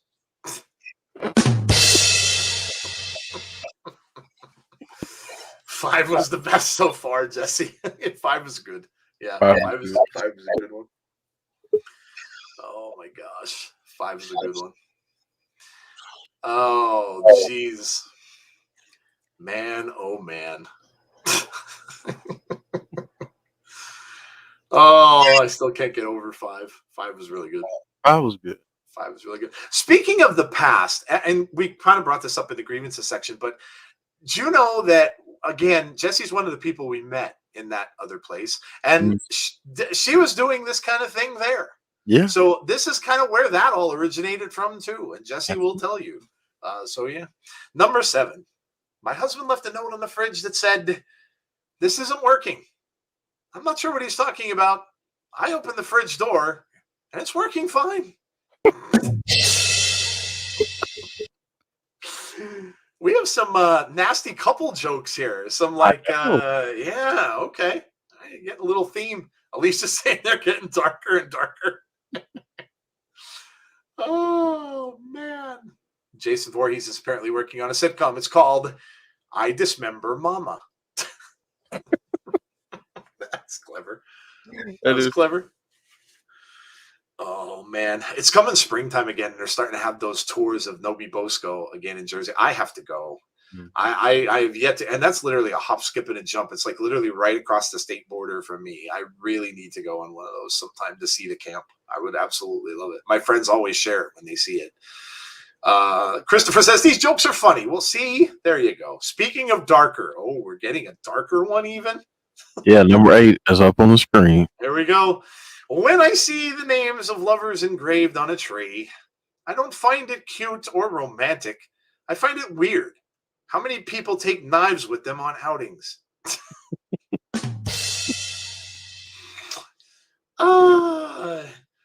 Tomorrow, the former name Tailgate, the Monday Night Raw Hype Party. Well, there you go. 7 o'clock p.m. Eastern Time on Tazzy Channel. Tuesday, NXT After Party, 10:05 p.m. Eastern Time. And then SmackDown Hype Party, Friday, 6:45 p.m. Eastern Time. So there you go. That's Tazzy's schedule for the week. Tazzy is back. So there you go. Very cool. Tazzy also did the Elimination Chamber, was kind enough to have Jeff and Jody on. So if you haven't checked the stream out, go ahead and do that. Number 9. It's important to establish a good vocabulary. If I had known the difference between the words antidote and anecdote, one of my best friends would still be alive.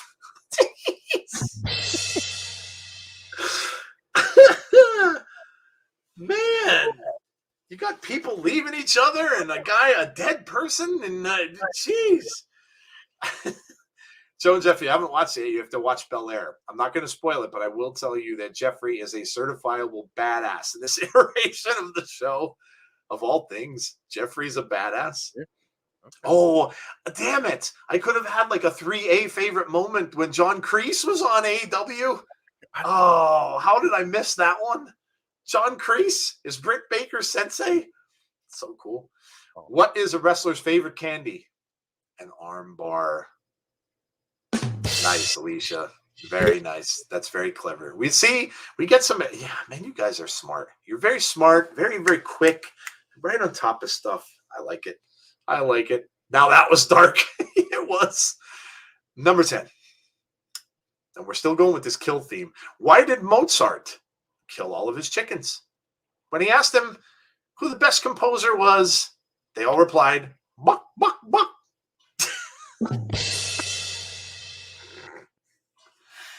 Oh, that's good. That's clever. I love that. That was really good. That was really good. 5 and 11 are right there. Yeah. 5 and 10. You go to the 5, you go to the 10. If we let you go to 15, I bet you 15 would be a blockbuster. It just seems like it comes in 5s. Oh gosh, man. Cirrus Gaming's getting under the act. What did the Fiend say to the cook? Can I have the mandible clawfish? Okay, there you go. Little wrestling joke people are thinking of. Tazzy says, poor chickens.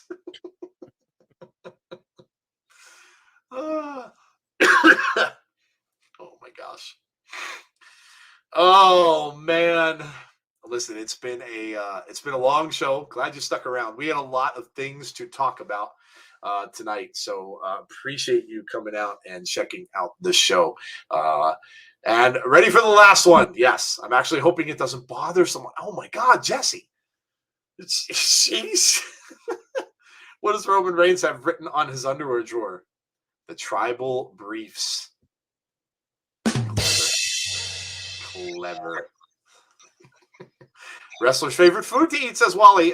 Chicken wing. Well, of course. You don't see the chicken wing used very much either. That's another move you don't see a lot. Always Bob Backlund's thing. Bob Backlund and the chicken wings. They use that all the time. Well, we're waiting for that. Here we go. Sorry in advance. When does a joke become a dad joke? When it leaves you and never comes back. Oh my God.